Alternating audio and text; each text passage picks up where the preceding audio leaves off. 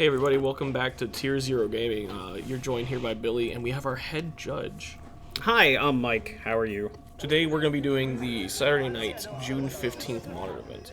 Leading us off, we have Michael Peditto playing the glorious, wonderful, resurgent Ruby Storm, coming back to Modern. Did someone mention my favorite deck in the format? We also have Austin Eslyn on Is It Murktide, or probably more Is It Wizards, I think, this variation. Definitely more of the Wizards build. We've got Tamios, we've got Snapcaster Mages, we've got Flame of Anors going on today. Just all really good Magic cards. You know, any day that Snapcaster Mage is good in Modern is a day I'm happy to be alive. My playset has been resting in my binder for years. They might finally get to see play again. Absolutely, absolutely. Ooh. Got turn 1 Tamio here from Austin off Spirebluff Canal. Does this feel better than Ragavan? Like, does turn one Tamio legitimately just feel better than Ragavan right now in Modern? I definitely think it feels a lot better in decks like Breach and stuff. Sure. This deck less so, but I mean, it's very powerful. It's incredibly strong. It really just keeps the cards flowing too. Notably, Tamio is a wizard while we're at it, so just casually making Flame of Anor a bonkers Magic card. Also contributing to the death of our Lord and Savior Ragavan. It's an 0-3. It sure is. If your opponent plays Ragavan and you play Tamio, they just stare at each other for forever. We have a fetch on in turn from Michael here. I would assume that this is a commercial district. Also, link in the description. Wonderful tokens by our friend Chris here, Kixar. So if you've watched our previous videos, you've seen us mention Kixar before. He's one of our local artists, does some pretty incredible tokens and other altars. Yep, I do believe there's commissions for playmats and stuff as well. Yeah, commissions for playmats. Definitely shilling for my boy. Very quality stuff. Definitely looking forward to trying to get a playmat from him at some point, I think would be a goal. Let's see what we're surveilling. Surveilling a stomping ground into the graveyard. Kind of interesting is that I think that's the only 2 green lands in the list, so Michael is now trapped to 1 green for the entirety of this game. Is that it? Just the 1 district and the 1 stomping ground? Normally, I believe. Makes sense. Any green cards in the main deck to be concerned about with this? Morphos. Unless we're on Wish, there should be no green in the main. Okay, and then sideboard we get various options. Pick your poison. Pick your poison, yeah. I've seen Goblin on Archomancer in the sideboard as well to race up the fast matchups. We just go up to the full 12 cost reducers. And No, we're 10, so 2 in the sideboard. 2 in the sideboard. Yep. Okay. Looks like just a pass here from Michael. I see a bunch of rituals, a grape shot, and 2 more lands. Not exactly where you want to be in this scenario. Welcome back to Modern Snapcaster Mage, getting surveilled immediately into the graveyard. Hey, it's making a comeback. Okay, I got to see Snapcaster Mage on the screen. It's on the screen. That's an improvement from a year ago. Tamio has hit 3 times now. Opponent's still at 18. Unfortunate. Very strange. If this was a Ragavan, Mike would be half dead by now. True. But Tamio is going to generate some absurd card advantage. Yes, and in a matchup where you need... Oh, well, we have a second stomping ground. We do have a second stomping ground. I am bad. Unfortunately, me and Mike do not have the exact same list. Both of us have been experimenting and talking about this list probably for the last 2 or 3 weeks since Spike basically put it on the map. Yeah. Friend to Modern, aspiring Spike. Really bringing me back in by telling me I'm allowed to play Storm. Looks like a Rumi Medallion from Mike here. Let's see if this resolves. I can't help but think it's not. Especially since we just saw an Arcane Denial in Austin Sand. Just cancel. Yeah. All we've been doing from Austin's side... Oh, we are allowing the Ruby Medallion to resolve. I do believe we are Snap... that was a Tune the Narrative, right? Yeah, we're Snap Tune did not sack Snapcaster Mage. Well, there is a force the new free spell. The Flare of Denial? Yeah, we just chose to let it resolve. I thought we were going to snap in response and counter it. Gotcha. Interesting. Ruby Medallion in play is very strong here. It looks like a copy of Wish was picked up from Michael, so that second green might come in handy later. Absolutely. Really anything, just all of these cost reducers making Austin's life a little scary, right? Yep. Makes it very easy to just push through counter magic when all of your spells cost 1 mana. Yeah. Flare of Denial on the Ral here. We might still have the cost reducer in the Medallion, but the Ral's ability to flip and immediately ultimate is, well, terrifying, really. Yeah. Definitely, Ral being a soft mind's desire as well as an enabler is absurd. Yes. I do believe this Wish costs 1 more, yes. So we are casting Wish here. Also, notably, Mike choosing the worst possible way to keep track of storm count. True. I believe those yellow tokens are the storm count. I will say this. Austin correctly giving him shit for this this choice. Looks like we are choosing a ritual. So we've not chose our sideboard card yet. Wish does not designate a card. It just says you can cast a card from outside the game this turn. That's actually fascinating templating. So It you is don't have kind to of weird. reveal Yes. anything. You just kind of... You just say, hey, dog, I can cast a sideboard card. Huh. Yep. You know, that's never really come up. The only time I've ever cast the card Wish was playing, like, the Twiddle Storm. Yep. And you just kind of, like... You just killed it. But Yeah, if they Wish is just- resolved at that point, the game's over. The game ended, yes. So Austin fetching a response. I'm assuming this ritual is not resolving, which means we're getting a 2-for-1 on this Wish. It's about to be backbreaking. Yeah, I think Austin maybe not realizing that this ritual wasn't necessarily from... Austin's still giving my him gosh. shit. That is... We have a fire energy exists. Alright, so the ritual did resolve. And more Another ritual. And So we now should be up to... Yep, great. That's... Yep. God, oh, Lord almighty. There's definitely should be another storm, I think. Desperate ritual, okay. So what have we cast so far this turn? We have Ritual, Ral, Wish. Ritual, Flare. Ritual, Ral, Wish, Flare. Yeah. So correct. storm is not correct currently. Storm should be And now 2 it's higher, 3 I believe. rituals? There should be 1 more ritual higher. Yeah. Austin again pointing out how terrible this Yeah. is. So I do believe we're taking out through the fact that Bryant Cook, the person at the Epic Storm, has a similar way of doing this, but the tokens are literally a fourth the size, so they work a lot better. I think that'd be something to look into maybe for Michael. Or just dice, bro. Just take your time. Dice is fine. Yeah. Spin down D20, nice and easy to count. Exactly. We have the new MH3 ones. They look like underwater glass. I don't know why, but they look great, in my opinion. So we're tanking. We still have a card from Wish. We have 7 red. I think We have 7 red. that's so much red mana. I think that's what Mike is trying to figure out right now. He's looking through his sideboard. Oh, we're just Gonna the card try to double Grape grape shot here. Yeah, that makes That would do makes it. a lot of sense. Yeah, that's a little bit off. Yeah, so the storm count is off, and I think he only took damage based on the storm count and not resolving the actual grape This shot is weird. itself. All right, so we're casting Piff. So that was the grape shot in hand. Yeah, so so that- we still yep, have so this this- Wish just on layaway. This Past in Flames is coming out of the sideboard. Okay. It seems like. I will say, definitely the best version of Piff. So we're attuning area of response. Just the retro. Yeah. Yeah. So we do have a flare, secondly Okay. Snapcaster Mage. So this is going to make Michael, I believe, pass the turn now. It looks like it. Also, we really got to be on the fact that Austin spells add storm. Yeah, yeah. And I believe we did, in fact, track the tune the narrative adding to the storm count. don't think we with tracked that the flare, file. though. But yeah, correct. I think we either missed the flare or maybe one of the rituals. I don't know. We missed something somewhere. Either way, Austin would have survived the turn given everything that happened as it happened. Honestly, I'm a great pickup here for Michael. We are 1 mana short of being able to flash back the Piff and going directly back into the yard. Yes, But but- Amulet will help us get there. Like, Amulet acting almost as Grape Shot if you resolve Past in Flames, right? True. I do think if we're able to get back into this graveyard, this game is pretty thoroughly over. Oh, Also- now we need the energy back, so we needed to move the token. Also, Ooh, apparently, Amulet find Amulet's pretty yeah, good. we also hold on, timeout. What's wrong? But he added 2 energy. He's only using 1 energy to activate the amulet. That is not instead of correct. 2. So Yeah. he should have no energy remaining here. Just a lot of... Or is that supposed to be our storm count now? No, that's how much energy he thinks he has. All right, look, ladies and gentlemen, I'm on the stream later. My storm counter's much better. You can tell what they say.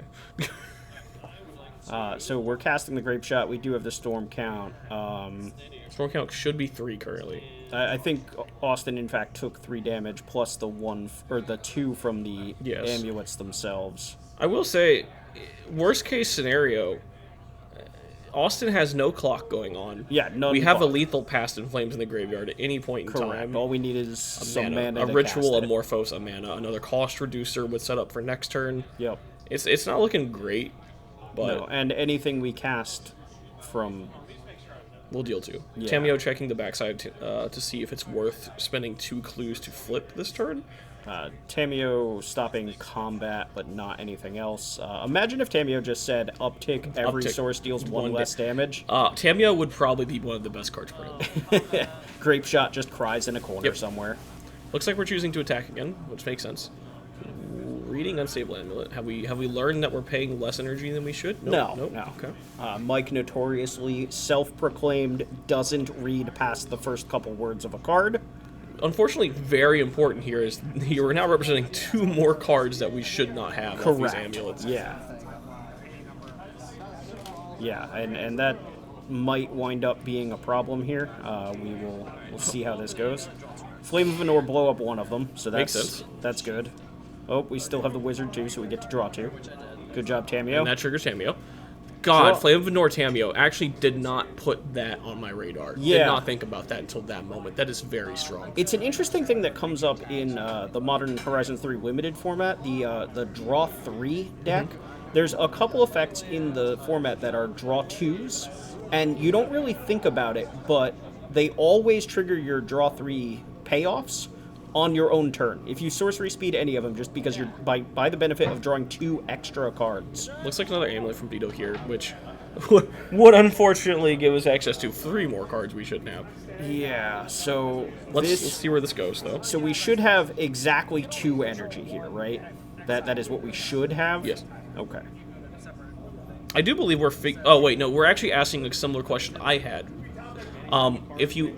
Amulet checks which amulet exiled the card. We're having the question currently whether or not if I exile a different card with a different amulet, would that take away the effect? That's not how that works. Only if we exile with the same amulet. Yeah, so basically the way the rules as written pretty good. In Magic the Gathering, when a card has its own name in the text box, it is explicitly saying this card. Okay, so this is presenting lethal here, unfortunately. I think Austin realizing that the energy is off here.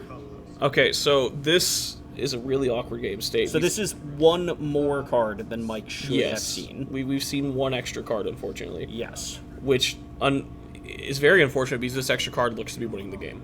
This Morphos gives us enough mana to cast this. That land also pretty much locks this in. It also, you get the shocks off of both of the amulets. That was 2 extra damage. Michael, unfortunately, should not have been winning. Well, not winning that game, but not winning that early. Turn. Yeah. Yeah. We should have been 1 card further back in our deck. Yep. I think what ultimately winds up happening here is we activate the amulet, we see the Past in Flames, and we pass the turn. Yep. And then next turn, stone cold dead. Because and we then have 3 mana exactly. to activate. Yep. We just Manamorphose into the we basically have that same turn the following turn. So it looks like Austin on the play here, starting off with Island Preordain. One thing worth noting about the amulet, it also doesn't care if it's still in play. The card that's exiled with it stays exiled and still has the ability to be cast from exile, even if the amulet is destroyed. Amulet, a very powerful card. Very sad to see it go from the shell so quickly. It very quickly got outpaced by Wish. Yeah, which makes me sad. I believe it's that. Very strong. And I think that's the fundamental difference between. No, Mike has Wish in his version. True, too, but right? this is our first iteration of these decks. This is like I'm playing Spike's list, and Mike is playing like a kind of a mismatch. Okay. You had Wish over Amulet completely, or did you have? Now I do, but I was still on Amulet this week. Okay. Yeah, I was on Amulet pure sideboard plan, no Wish package. Gotcha. I do believe Mike, at the very least, is playing a very small Wish package in this list. I think it's mainly for Piff, Grape Shot. I think he talked quite a bit about having Unroll Breach in the sideboard. Okay. Which I've not tested yet. Seems fine. Seems like just another Past in Flames. Just a slightly cheaper Past in Flames that lets you get there sometimes. Ruby Medallion being able to cost reduce. Exactly. Even if Ral doesn't. Ruby Storm very flexible. Seeing a lot of Boros coming out as well. Yeah, I've also been kind of seeing that, moving away from the green splash, the Boros splash, or I'm sorry, the white splash, making it a little bit better in the mirror too, right? Yes, Orm's Chant. Orm's Chant also notably plays something that this deck does not handle in green. Allows you to play through Endurance. Okay. You just chant someone. Veil Summer does not stop Endurance. Chant does. Correct. Static Prison also being the catch-all is very nice. Okay.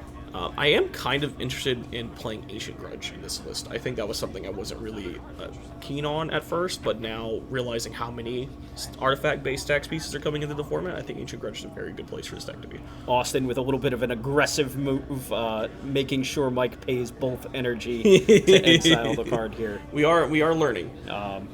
Yeah, and this is, as you can see, the 15th was when this took place, so we are a week into Modern Horizons 3. Technically, this is the release weekend, so while some players have had access to the cards for a week now, players are still going to be unfamiliar with new cards in new decks. Yep. So always try to give a little bit of leeway. Nobody believes anything malicious was happening, but mistakes are made, and yes. Looks like a counterspell and amulet from here. Our other amulet has shown us Questing Druid. I think a very powerful card in this list. A card I'm incredibly fond of just in Magic the Gathering, period. One of the cleanest 3-for-1s that exists in Modern, really. I've also played Murktide lists, and I'm sure you've seen them as well, that were splashing 100%. Green just for Questing Druid in the main, giving you functionally 8 expressive iterations. Also, as someone who plays Legacy quite a bit, Teamer Delver playing this is great. The Teamer is more blue-red. We are literally splashing a Tropical Island to cast that man right there. Makes sense to me. I'm very old, Billy, so I remember Miracle Grow decks. Nimble Mongoose lived his best Quirion life. Druid Quirion Dryad were real Magic the Gathering cards at one point in history. Looks like a main phase Snapcaster Mage, or is this like Instep? I went on a bit of a tangent, right? So I got a bit confused. Looks like Instep. Yeah, Instep, just draw an extra card, make some more Did you ever miss this? Just Instep, Snapcaster, Op, start beating my opponent every day. Oh my god, dude. Welcome back. Modern truly in a renaissance, I think, at this point. Storm versus blue-red Snapcaster Mage. I think this is personally some of my favorite gameplay. Looks like we're top-bottom with Preordain. Shipping its Scalding Tarn to the bottom, picking up what I believe is a Flare of Denial. Yes, sir. Yeah, our hand looks pretty good. Steam Vents looks like, a gold card. I assume Flame of Anor, Flare of Denial, another Preordain. Couldn't tell what that last card was. Okay, Lightning Bolt. Nice and easy. I don't like this play. I do believe Questing Druid reads they go away at this instep. I think this was another unfortunate aspect of Mike did not know how Amulet worked, and we could have waited. Maybe I'm wrong about Questing Druid. Maybe it's our end step. It is. It's your next end step. Okay. You may play the cards until your next end step. Okay. One of the common play patterns in the Prowess deck, if you have Questing Druid, is to seek the Beast on your opponent's end step, and then you get to untap and have access to those cards on your Prowess turn. We had a ritual come out here from Peditto, which meets Flare of Denial, sacking Snapcaster Mage. Makes sense. Feels bad for Austin here, as your pressure is now gone, but we have picked up a Tameo pretty early. It might feel bad that our pressure is gone, but what we got to do was brick the 2 cards from Seek the Beast as functionally a 2-for-1. Yes. 3 for 1 if you want to count the ritual, right? Yeah. So the ritual plus the 2 exiled cards for the 1 Flare of Denial, I guess, and Snapcaster Mage. Either way, it's an exchange that we're ahead on. Exactly. Very scary to see Michael has apparently looked like a little screwed on mana versus Austin looking flooding a bit here. Seems that way. Tameo hopefully going to help out with that. Austin still has a bunch of reactive cards in his hand. Tameo should get some card advantage rolling here. We just need to dodge one more turn of making sure Mike can't go off. True.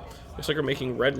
We finally have a Fire Energy Voice. We are moving on. Picked up a land from that. And Austin, having none of the nonsense Storm Count, has chosen to grab a dice from Peditto. We do also... There appears to be a Veil of Summer at the start of Mike's hand. I wonder if he's going to try to push a cost reducer back by Veil here. Okay. We have 2 floating, find a green source here. Yep. Second Stomping Ground paying out in dividends here. Well, no, that's a commercial district. This would be the normal mana base. Yeah. I assume this extra Stomping Ground is to cast a Questing Druid. Sure. We cast a Metamorphose, right? So we could have floated green-red and then fetched a mountain anyway. I think we were literally just trying to see what the Metamorphose hit, because it found our land for a turn. Yes. Thinking about this to see if we want to commit to it. Casting another ritual. Asking what the dice is, and Austin telling him this is for your sloppy Storm Count. And then immediately failing to uptick on Storm.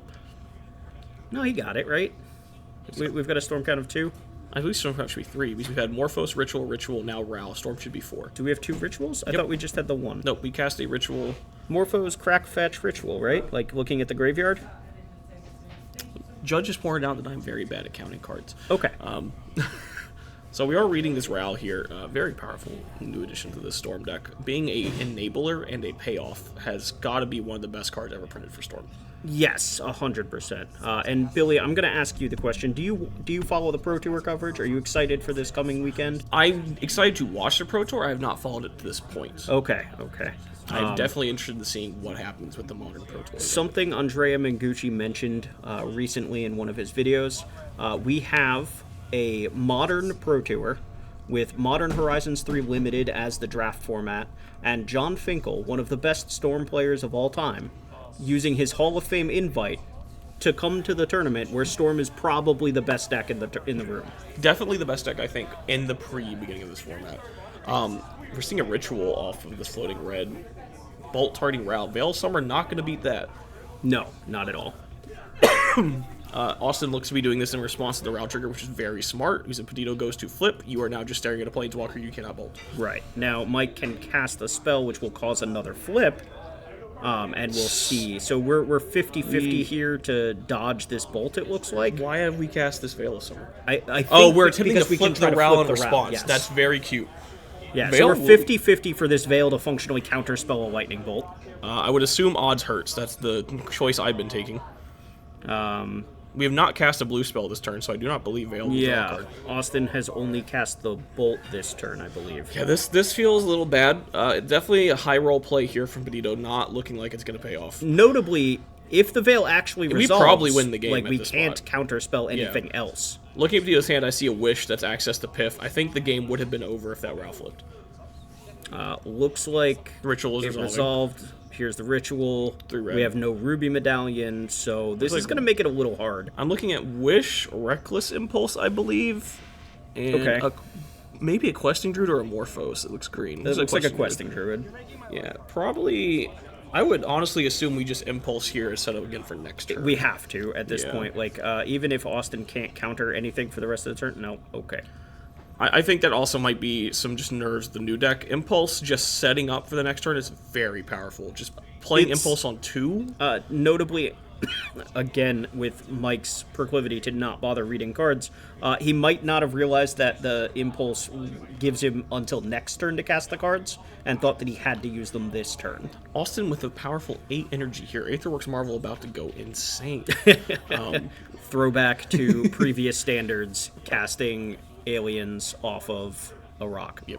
We are flipping a Tamiyo now, which is nice, as that's going to give Austin a very nice way to rebuy any spell he could ever want. Yes, and I don't know that he's used, Austin hasn't used a bunch of counterspells just yet.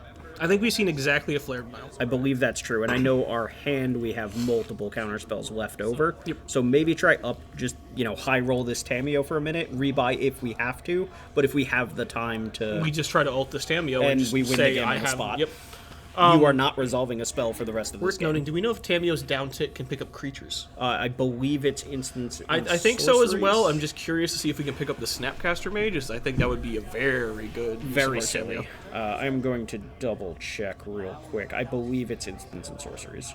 Looks like a draw go from Peditto. Not interested in playing out this Reckless Impulse or just vibing. Maybe looking for a Questing Druid on instep here. Yeah, I think right now, because his hand is, kind of nothing, and Questing Druid is, Seek the Beast is an instant. Yeah, that's some pretty solid good hits. flip right there. I personally think I would be looking into start playing my Questing Druids. Yeah, this is pretty powerful. Looks like we picked up a Ral for turn as well. Thinking about going again so early. I think we're in a point where we can just sit here and wait. The -3 on the Tamiyo is in fact return target instant or sorcery. Okay. Weirdly enough, if it's a green card, you get a mana of any color. Interesting.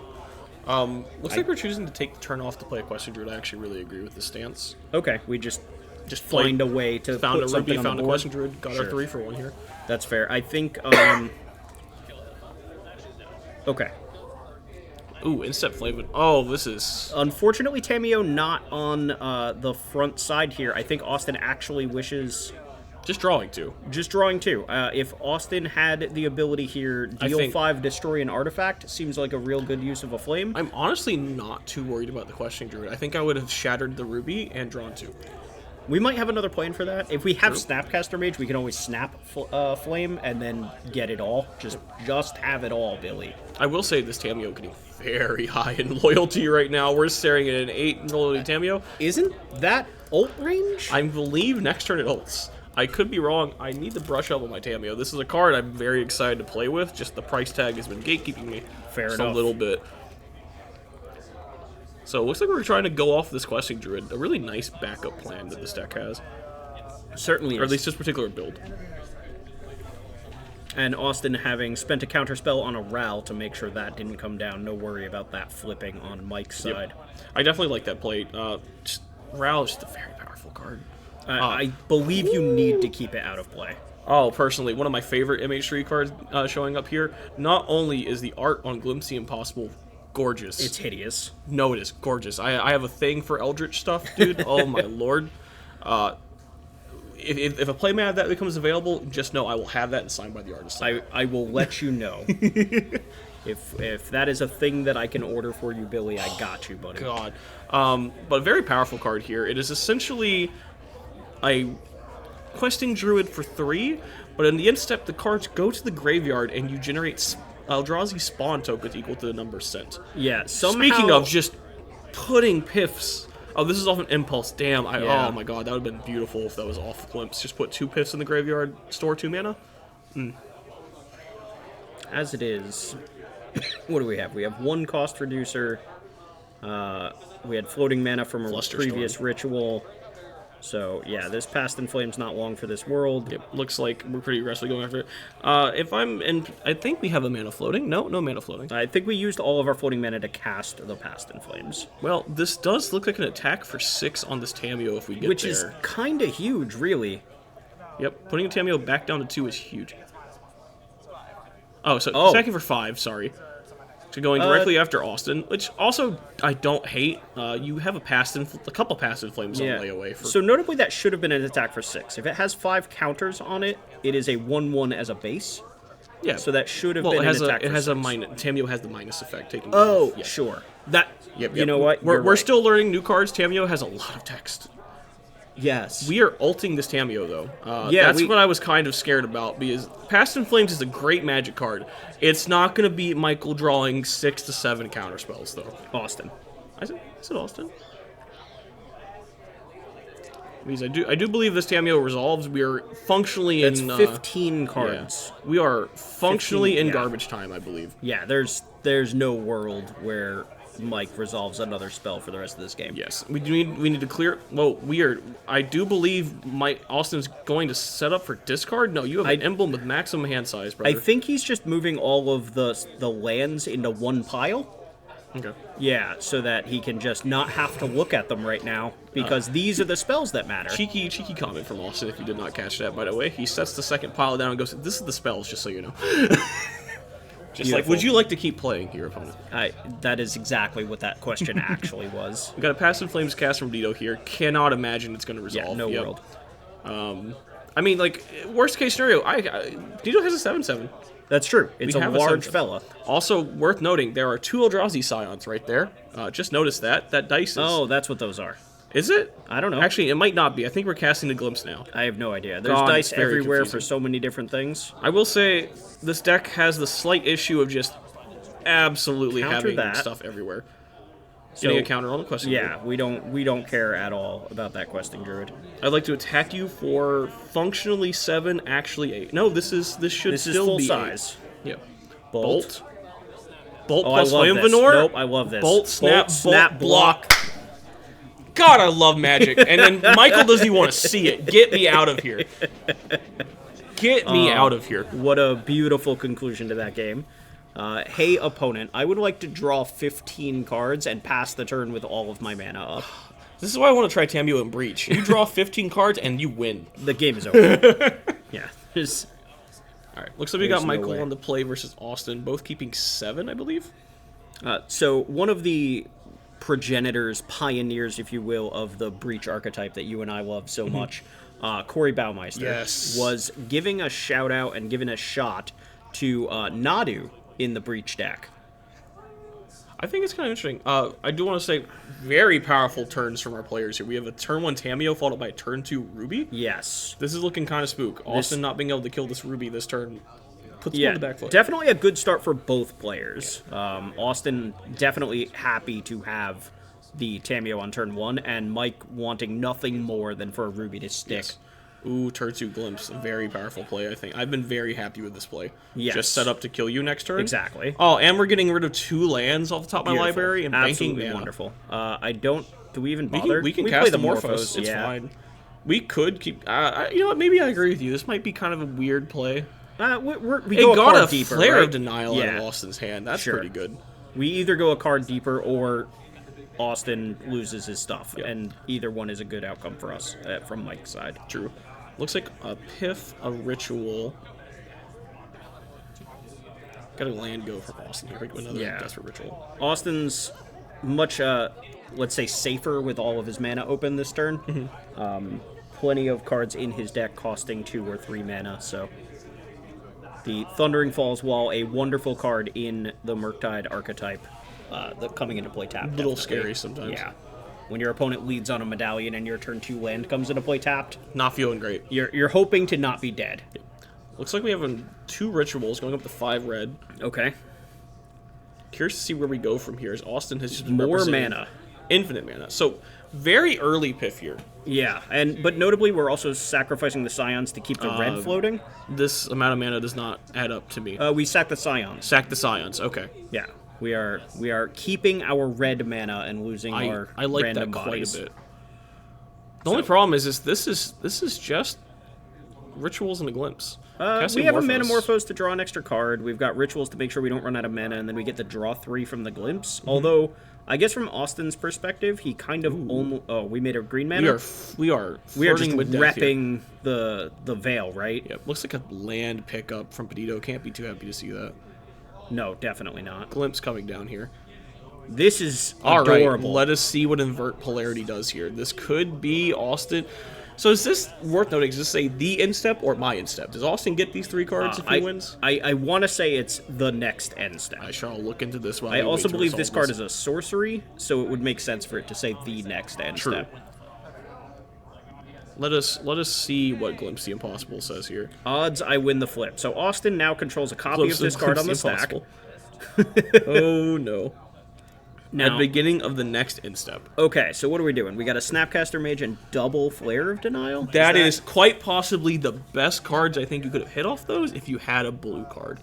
Unfortunately, no blue creature in play, so these will just be going You know away. what, though? Like, this still just gives Austin 3 extra mana, and I don't think he has another land in his hand. True. Also, So- gosh, we need to get players some tokens here. I'm about to channel my inner Chris Benucci from 90s MTG. Where are your tokens, gentlemen? Kickstarter needs to catch up. That's what it is. We've got the beautiful Clue tokens sitting in play, but no Storm, Eldrazi red Spawn mana. yet. Come on, let's go. Chris, where are you at? I'll throw my wallet at you. I feel like I'm going to be commissioning Chris just to have some on-camera tokens. That'd be awesome. Okay, we got a Flame of Venor, drawing 2, destroying the Medallion. Absolutely absurdly good play. That sets Mike back a ton. We've already used the Past in Flames. The Medallion is gone. There's, 2 Yeah, cards we're left looking in at hand? a Ral and a Wish, which is not going to be great. This is one of the downsides to Wish, unfortunately. You have to do everything in one turn. Picked up an unstable amulet. Not even... Spell Snare! Oh! Beautiful. This is Oh why my this is gosh. why we play Magic, ladies and gentlemen. This moment right here. Mike just salting off the planet, and I love everything about it. Yes, this is great. This is great. Get your clue tokens, by the way. Link in the description. Chris out here doing amazing work. Oh, picked up a Morphos, it looks like, for turn. Okay. Looking at our sideboard, totally not telegraphing what's happening. Yeah, at all. definitely not. Not at There's all. no I'm just way I'm there's just a hanging wish. out. Looks like Mike boarded out a Bloodstained Mire. Ral. There's a Rel. Can't imagine this is resolving. Yeah, not even close. Stern Scolding for the win here. My God. Oh man, that's quality. The range of the counter spells that Murktide just usually plays like one of, or maybe two of, is pretty wide. Yep. All of them uniquely powerful and great against certain cards. Austin just lining up very well this game. Honestly, I like the Stern Scolding sideboard. I don't think I would have came to that conclusion on my own without thinking about it. Snacking Rao for one is very good, yeah. But snacking Rao during the combo turn when they're trying to use it as a Mind's Desire, also very powerful. And same thing with the Stern Scolding, or not the Stern Scolding, the Spell Snare. Well, Spell Snare is just Spell Snare is maybe the best counter spell, but behind Flusterstorm, against the Storm deck. That deck is entirely 2-drops, right? That brick, it is 4 Darcy, 2 drops, Glimpse Piff. Yeah, And Wish, I guess. I will say, Force Negation holds a very special part in my heart for this matchup, as Force Negation a Piff feels amazing. You just exile it, get it gone. Get it out of here. Absolutely. Looks like we're going for a Manamorphose here. I'm not sure what the other card is in hand. I believe it's still just the Wish that we know about, quotation marks.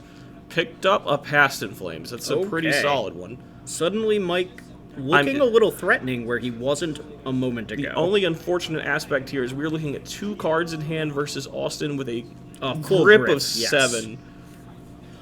There's a counterspell on the Past in Flames. Apologies we for are the cough.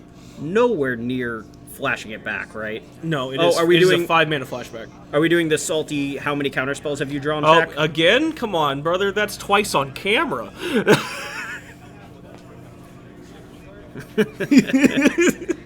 Think about that for a second. That's pretty good. We had a fetch and response here. Fetching up a Steam Vince untapped, it looks like. I think we grabbed the island at the top of the screen. My bad. Cracking a clue. Sure. I will say, once again, as powerful as this looks, Austin presenting no clock. None clock, yeah. Mike still, by all technicality, has all the time in the world, but... Honestly, I think we might be reaching the point where it would be better to just pass the turn and let the control player go to hand size. Yeah. Try to build up for a big storm turn. You don't have to move until they show you a way you're dead. That's true.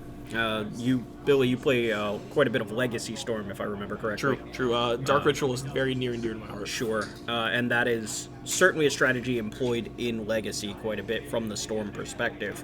If you are playing against somebody who you know has a lot of counterspells, yes, giving them time to sculpt their hand is a little scary, but you as the Storm player can't do anything without a critical mass. True.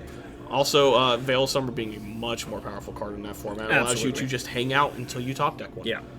Well, now we have a clock of a different variety. True. We have chosen to flip the Tameo, which means we are looking to get up to that whole draw half of my deck and then tell you don't get to play anymore. I am very interested in seeing what was our plan with this Wish to begin with? Yes, the blue mage does normally play counter magic.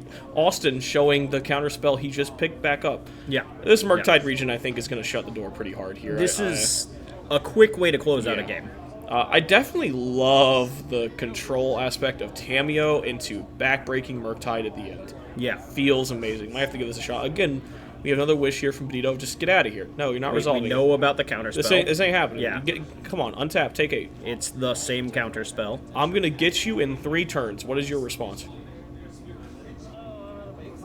So, are we out of basics? Is that We still have a Surveil land, I believe. We cracked a Prismatic Vista. We don't get a choice. Also, interesting choice I've been seeing quite a lot. People are very much on the let's respect Flood Moon option. Basic Mountains appearing in these decks a lot more than I remember seeing ever before in the future. True. And, unfortunately, a plan I'm not willing to take up yet. You got me, opponent, if you resolve one. Fair enough. Notably, if you followed it all this past weekend, Nikachu taking down one of the NRG series tournaments, I believe. And we all know, if we know who Nikachu is, what he was piloting. Player. Instant question, Druid flips Glimpse and Veil of Summer. If we're ever going to do it, it's going to be here. It's now. Yeah, So, curious, do you like holding your Veil to try to counterspell a counterspell, or do you like running Veil out as an Orbs chant? I think you kind of need the card here, right? Like I definitely think we do. So I think we have to respond to something with the Veil. I will say, like, even if we get there at this point, we're running on very low resources. Yeah, and that's why we need the card, right? I think I think this might be a reasonable cast Glimpse, holding Veil and seeing if that resolves, and then trying to go again next turn. But I think we're going to just sending this Ritual.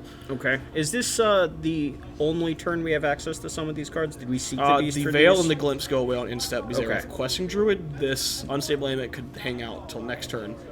Casting Amulet makes sense here. I like that play.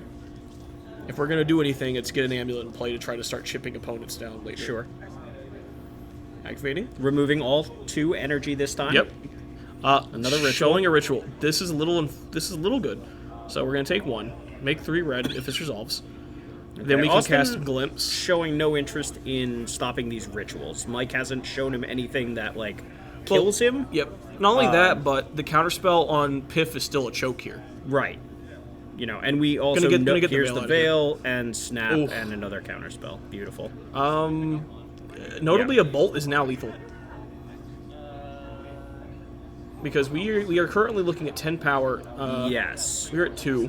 Tamio's at 3. Is there a Bolt in the graveyard? Nope, we just there have is. it. All There it right, is. get out of here. Wizards getting in there. Very good showing. Well done by Austin.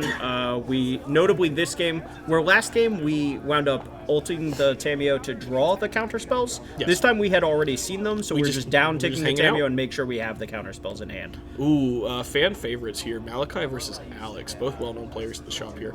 Oh, what is this? What's going on? Alex has decided that his opponent's sadness is his win condition. Oh, no.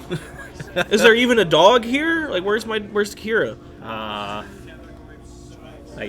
don't know. I don't know the answer to this question. What creatures would this deck even be playing Solitude. to not? Yeah, you can have the dog for that though. To not play the dog? Yeah. Nothing. Snapcaster Mage? Snap Worm's chance seems We fine. might have Snapcaster Yeah. Mage. That's got to be the only reason to not play Kahira, right? I think so at the moment, unless Also, we're going into Flage territory. Apologies, folks, for calling it a dog. It's a That's dog. Alex's thing. He presents his serialized Kahira and says, This is a my dog." dog. And even though it's definitely not a dog, It is that moment. In it that says moment, it is a dog. says cat in the type line. Alex has conditioned us that it's a dog. In that moment, it is dog. You Absolutely. cannot argue it. Looks like keeping a 6 from Malachi. Shipping Slayer's Stronghold to the bottom. Boy, have I been there. Urza Saga Amulet, the best play in Modern until you told me I could play Ruby Diamond on 2. Maybe a little bias coming from you. There's no bias here at all. Billy, do you actually like playing fair decks? I know you played 4-color for a hot minute. Ooh, would you like to hear the funny story of what I used to be? I used to be a hardcore blue-white control mage. Okay. Back okay. during Cryptic Mystic Sanctuary, I Yes. had fully foiled blue-white control. Let's go. I loved it. Yeah. Uro came out, I had to sell the deck because it was now unplayable. Counterspelling Uro does not accomplish very much. It's not good.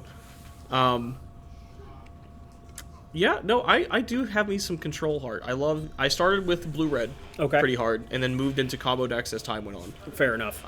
Gift Storm was my first real big get into a combo deck, and it was just kind of downhill from there. I know Malachi is just a combo player. Yep. You tell him that a combo exists in the format, and he will do what he can to learn that deck in that format. Malachi, huge fan of Amulet of Vigor.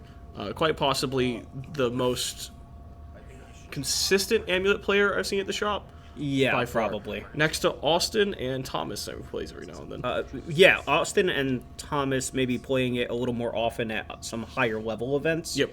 But notably, they tend to vary up what they're doing at the local events a little bit more. Malachi playing a lot of Timeless Timeless Lotus. Timeless Lotus in his Amulet deck for quite a while, and maybe 2 months just straight. Yes, there was a great portion where every time I saw Malachi, I expected to see 4x Lotus Field.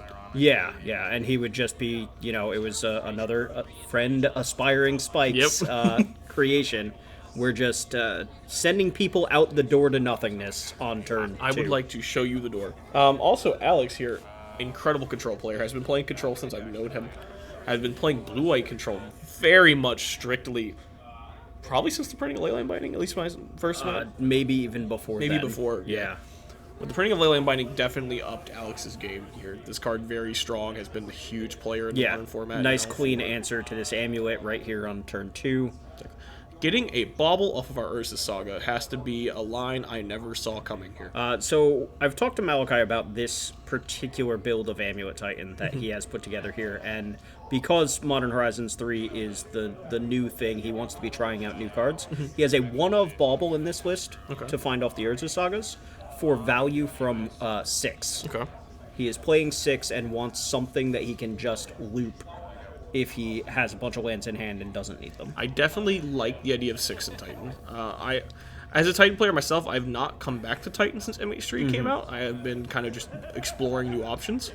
I'll probably will at some point. This deck's nuts. I'm still hanging around. Yeah, my favorite Magic meme is the Amulet Titan has been a tier 0 or tier 1 deck through metas that include. Yep. Just, hey, every single format. We got a Dry Elation Growth here from Malachi. Very fancy printing of it. Yeah, so not going to lie, that one's mine. He was borrowing that.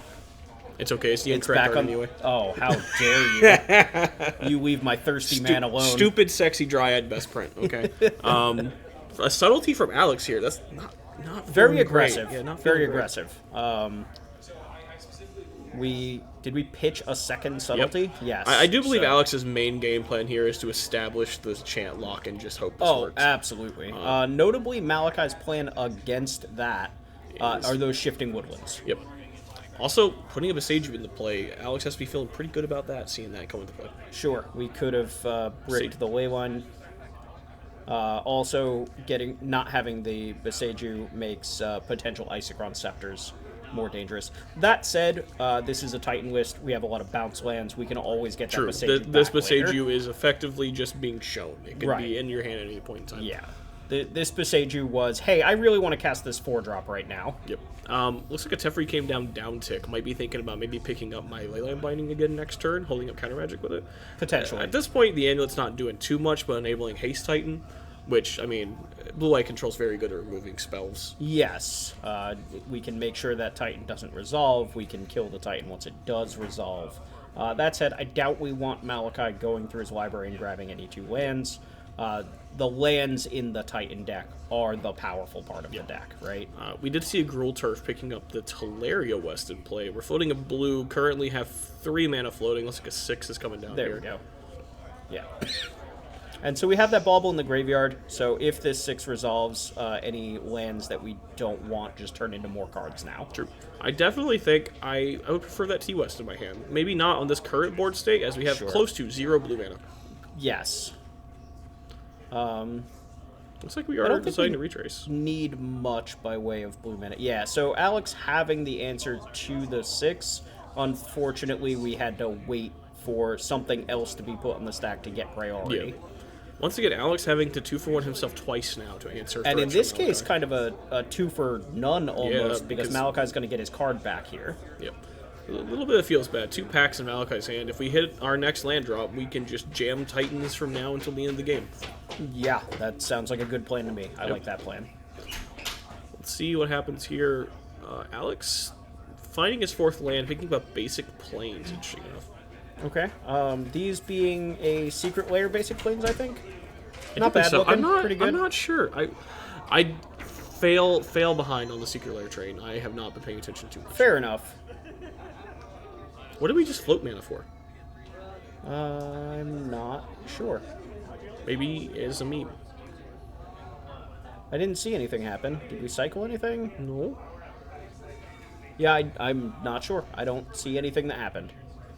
Oh. Chant Scepter. All right, here we go. And we knew it was... Yep, there we go. Well, the Summer's Pact are looking much worse now, they sure are. Yeah, so as Alex was just saying, you can attack this turn if you want, a little sarcastically. Noting that we do just have the way to pick up this Beseiju here. Yeah, and that's going to need to happen. Yeah. Yep, so now we're just vibing. Malachi gets to clear the Scepter probably on Alex's instep and then start jamming threats. Yeah, this notably again being a 2-for-1 for Malachi, right? Alex taking 2 cards. Yeah, Alex is getting rid of the Scepter. Will lose to the Beseiju. Oh my God, we have Delirium. This is now a 1 ring. This is a 1 ring. Oh man, Shifting Woodland's a card I need to be messing with. There's a land with a burden counter, Billy. Oh god, don't make me think about that, okay? I don't want to think about that. What does a burden counter do? Nothing unless you have a One Ring in play. Interesting. Do I have to track the different kinds of counters on this thing? Absolutely. Oh, yeah, Lord. 100% you will. But most importantly, yeah, we're going to be able to... Does the counter go away when it returns? When it returns? Where it returns to being a non-land. Did we not have Delirium? I think that's what just happened. And it looks like the Vesuva was the card we picked up here, and we're trying to figure out how to fix the board state. Okay. New cards. We'll get out of this slump at some point, I promise. Yeah. So I believe what's happening here, I was not called at this point, and I was not at the table. I think we're just walking this back and shuffling this card away. I believe what's happening is Alex and Malachi have a good rapport.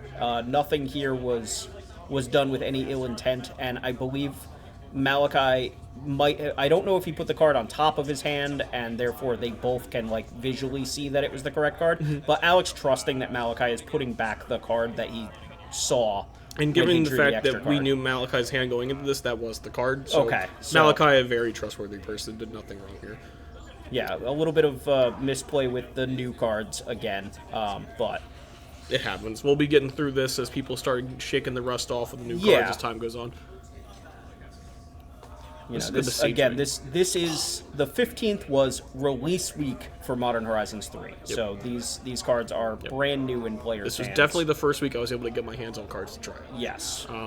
Looks like we are Besajuing the Scepter, picking up a Surveil land off Besaju. That's has beautiful. To be the best feeling thing. It's a beautiful thing nowadays. So technically, like, this is a 2-for-1 on Malachi's side, but it's more of a 2-for-1.5. I'm getting card selection. I don't want to draw that card. That is valid.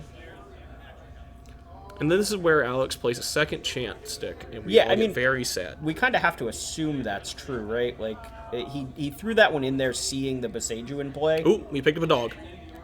Dog is in hand, gentlemen. Oh, so we do have a Kahira. It was just off screen. Yeah, something we might need to talk about players is making sure the companions are revealed to the camera. Yeah, no worries. It's all good. Who wants to play with companions anyway?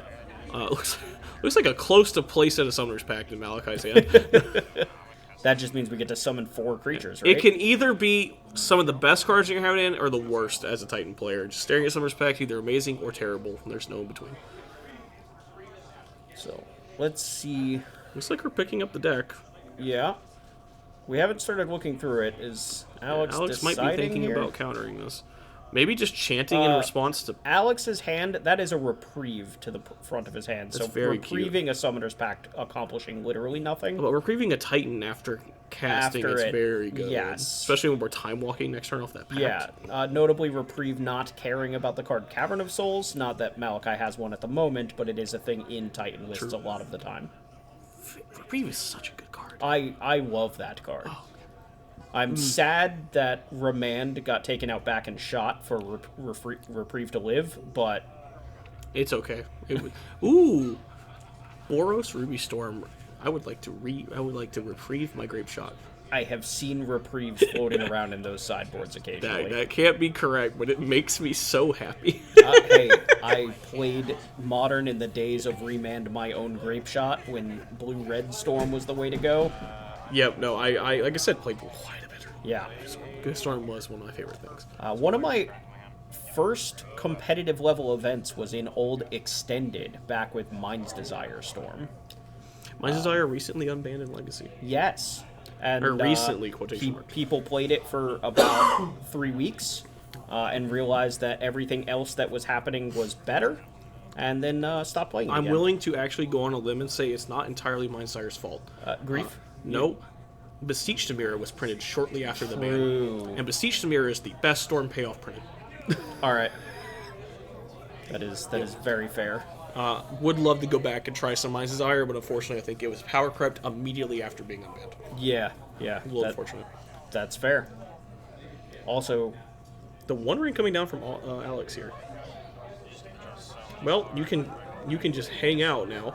Looks like on a Shifting Woodland, notably not legendary. Also true. Man, we from need to the look into Titan that side more where often. you can just get a lot of mana. Well, it does copy everything, right? True. So if you're copying the One Ring, you can't make the second one copy a One Ring. Yes. Yeah. So we are casting another pack. Yeah, we just go picking get up a Dryad here.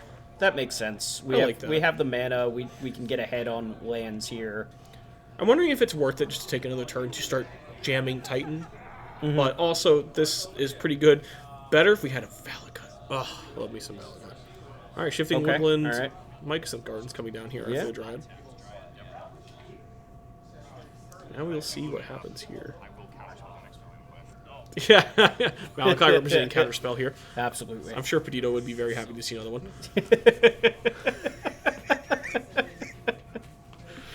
Stop kicking him. He's already dead.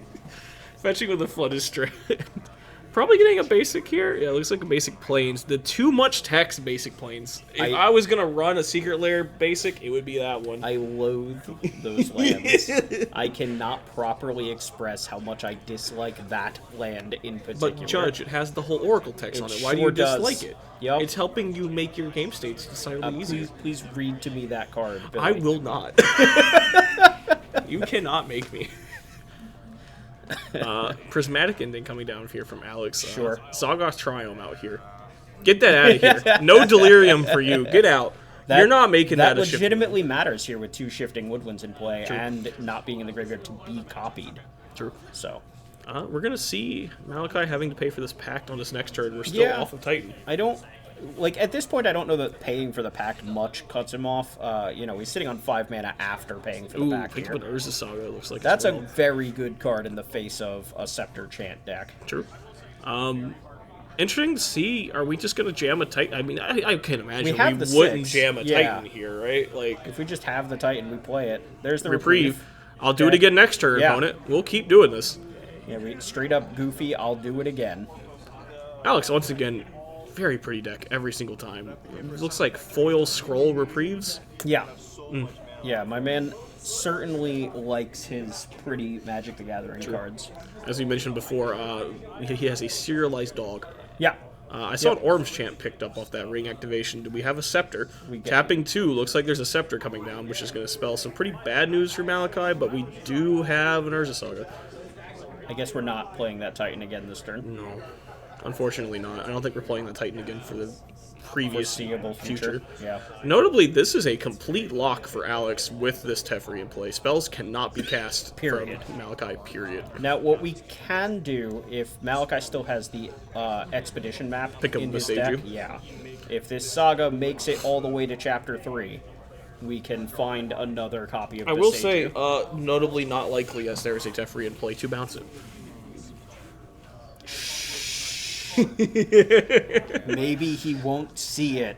I mean, we didn't immediately bounce it. Ooh, Valakut is a pretty good pickup if we ever... Ooh, if we had a Dryad in our If graveyard. we had a Dryad in our graveyard.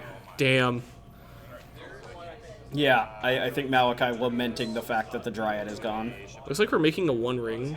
Okay, so we have Delirium now, so we get to make a 1-ring. Let's double check one more time. I think the missing piece was the instant from Summer's Pact, yes. I believe. So a burden counter on our land, and we draw a card. We can go Mycosynth Gardens. So what in God's name happens if if I copy my Shifting Woodland with Mycosynth Gardens that's currently a 1-ring? With You have a 1-ring, right? 1-ring, yeah. It doesn't copy the if text it- that says it stops being a thing at the end. It should not, no. Okay. Don't you just love Thespian stage effects? Clones in general lead to some of the most confusing judge questions. That and layers. Layers are okay. Dependencies, on the other hand. I have no idea what this means. The only layers dependency question... is why Urborg and Blood Moon function the way they do. Okay. The only layers question I ever need answered in my life is, does my Dryad still work with the dress down in play? And the answer is yes, for some reason. Depends which part of the Dryad you mean, but yes. I need my Valakuts to work. That's then, about it. Then yes. Yeah, turns out the layer where effects are granted comes before the the layer where types are granted comes before the layer where abilities are given or taken. So that applies for... Basically, think of the game as an engine that is constantly checking everything in the same order every time. So the game is checking every card at all times and says, hey, all lands are all types. And then gets to a section that says, hey, remove all abilities. I do think this game is coming to a close here. We have found a second chance Scepter Chant. Oh. Not sure how many more Besagers are in Malachi's deck, but he needs to be playing at least 3 currently to get through this. Yeah. 3 Besagers or an ability Preferably to get scoop them Malachi back. to answer your question. Yeah. Do we have a way of getting... I'm not any sure. of our The way lands back? Malachi said that makes me believe that there is not. Yeah, So okay. we are currently on Construct Beats. Which we can't do. We're able to kick Chant, Yes. correct? Yeah, this game is over. Okay. As far as I know it is, we're going to see how long we want to play this out, or if we're going to be trying to play to a draw, Yeah, maybe? so Alex saying that he's kicking this chant. Yes. Okay. One Besager in the graveyard and one Besager left in my library. I went for one more artifact in this game. Okay. I have to.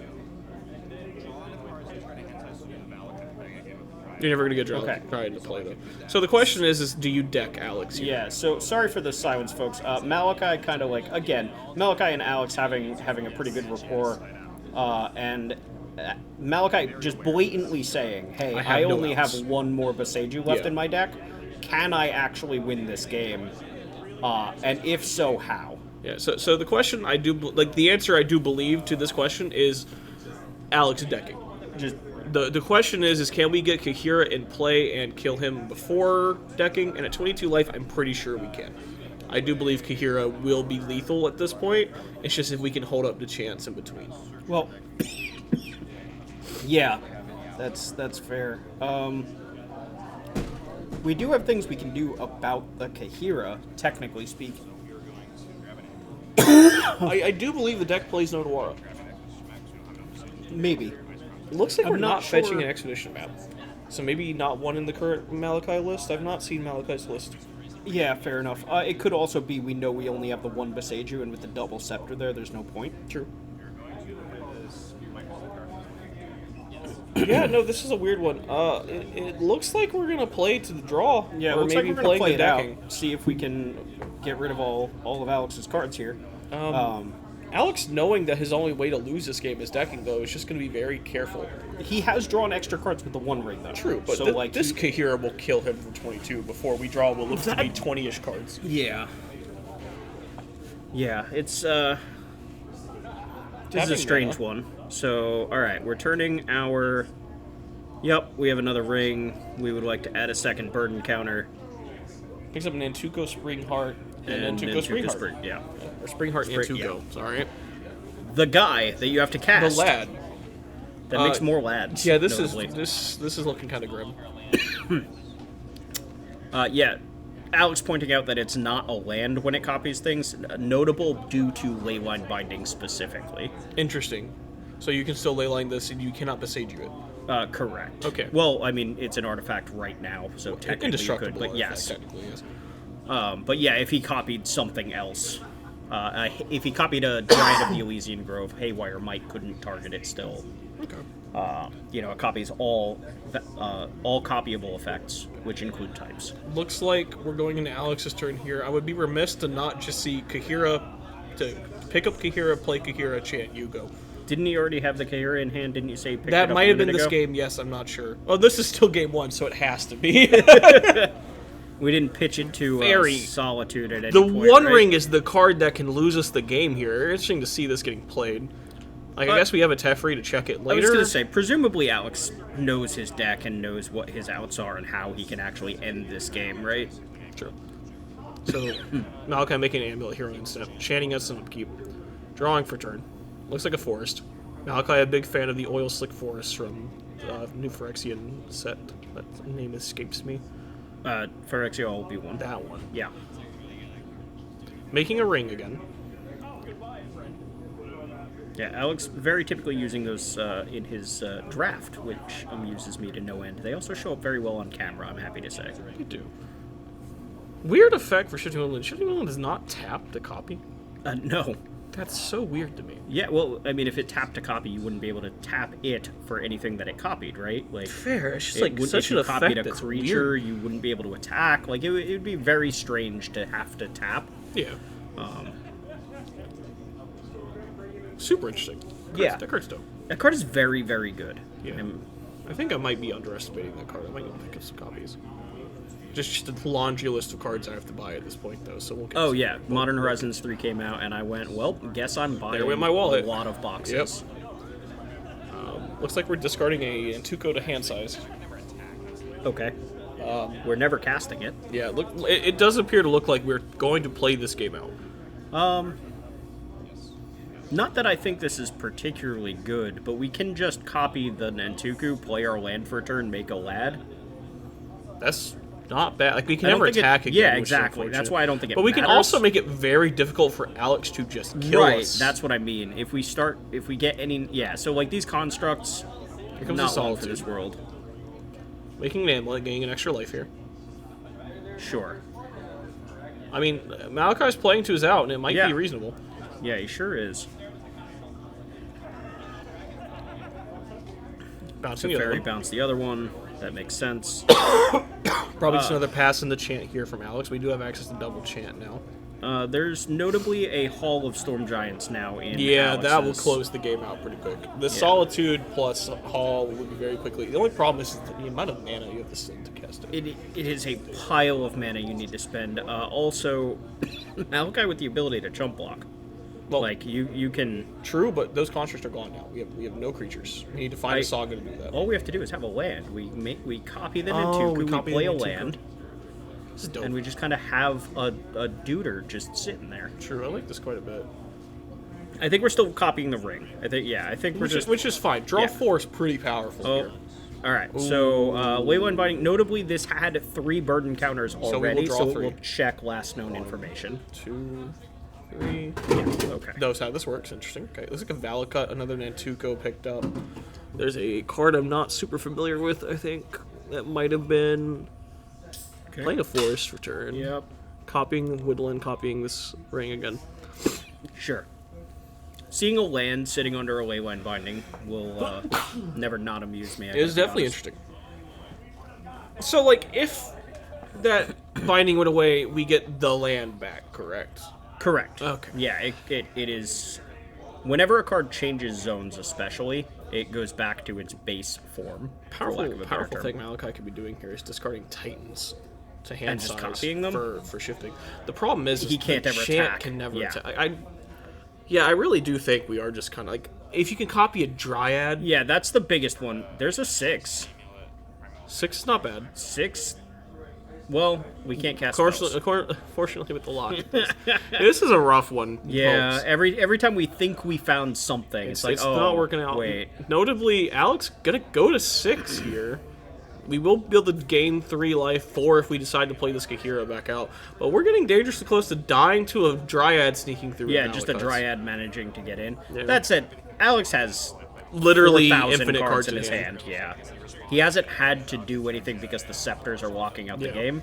So like, he just gets to stockpile counter spells or pieces of interaction. Yeah. Would it surprise you if he had at least one more Solitude left? I would right? not be Like, surprised to see multiple Solitudes and multiple Yeah. bindings in the hand still. So Going back up to 9.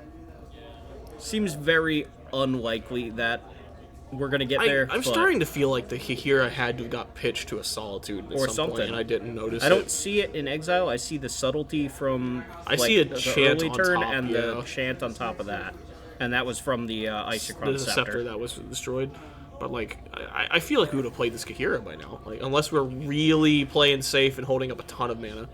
Yeah, like, but we've been discarding to hand size. It could actually be in the graveyard. We've had to discard to hand size more than once. That's fair. It might actually just be in the pile. I mean, like, this Solitude will, in fact, get the job done very slowly. Yeah, Is this a main phase 2 Kahira? Is that what's happening? No, this is that's more way mana too than much Kahira. mana. Or another ring, maybe. Yep. Sure. Get rid of this one that hurts. Well, gentlemen, while we've entered garbage time, Potente, what decks are you interested in the format outside? I know you're very interested in Murktide. Yeah, I just love playing Murktide. Every decision you make feels like it matters. Like from your mulligan through every piece of cardboard you play, ultimately matters. Murktide, from my experience at least, feels like the deck where every game you play, a decision you made if you lost the game is why you lost the game. True. The onus is on you as the pilot. Very similar to old school Jund back in the day. Kinda. Every matchup was just playable. You Yes. had bad ones, but you could play. You had play against most of the fields. Yeah, and I mean, don't get me wrong. It's modern, and every deck is going to have matchups where it's just like, oh, I'm just not gonna Straight be up able to do unwinnable anything. Titan Yeah. versus Mill kind of thing. Exactly. It amuses me to no end that is a true statement. It's that so you just funny to said. me. It's very funny. But yeah, Murktide is I've always been a big fan of Murktide. Just playing the deck that gives me a lot of options. I think a lot of players that either play at a high level or aspire to play at a high level should more frequently be picking up decks that let their play skill shine. True. And like I'm no exception to that. Like sometimes I'm feeling like I'm not good enough to be in a room, and I'll bring some linear deck And that just lets vibe. me just kind of do my thing, and if my opponent has a good matchup or draws the right cards, that's what it is. But if I'm feeling particularly confident, I want to bring a deck where the onus is more on me. Sir, I have been of the thinking process for a while now. I learned this during the high time of GDS being Yes. very good in modern. I like decks that have some amount of free wins attached to them. We found it. We found Akira. The dog has arrived. Yeah, man, I like having decks that reward good play skill, but I Yeah. also like my deck to have a free win attached to it Yeah, sometimes. yeah, and sometimes you take the deck that has like a couple 60-40s and like one 20-80. And you just hold that out. It's like, well, if I get paired against Scam, I guess I lose, but if I get paired against everything else in the room, Seems pretty good to me. Yeah. That's also my philosophy with Titan, outside of the fact that, God, the play patterns of Titan are so much fun. Once you unlock that toolbox of casting that Titan, the deck it's is definitely like a mental Very a mental thing, right? Like once you know the lines and understand when you need to do specific things with Titan, the deck becomes like this giant jigsaw puzzle. Yep, just how does my opponent die this turn? They are most likely dead. I have to find my way to it. Exactly. It's been a blast. I've definitely been trying out other strategies. I played a lot of fair decks in between. Yeah. Hardened Scales is also something that I've had a lot of time with. I've played that deck a couple times as well. Certainly felt interesting. It feels like Hardened Scales feels like one of those decks where every turn you should reevaluate all the cards in your hand because you might have lethal and not Yep, realize just it. hanging out there. The amount of times I've gone and I was planning on a value play just to go, oops, my opponent is dead to this Inkmoth Nexus. Right. That's just hanging out my lands. It helped me cast my spells earlier. You're now dead to it. Yeah. Or even not an Inkmoth Nexus. Like sometimes when you're watching streamers or whatever. I watched Young Dingo just like have a 1/1 Patchwork Automaton in play, and that was it. That was his board. And then his opponent died that turn. Yep. And it was just like Ballista for 0, Welding Jar, Agatha's Soul Cauldron, get the Ballista. There was a Hardened Scales in play on turn 1. Yep, and now we're just and making tons now of- it's actually just lethal. Yep.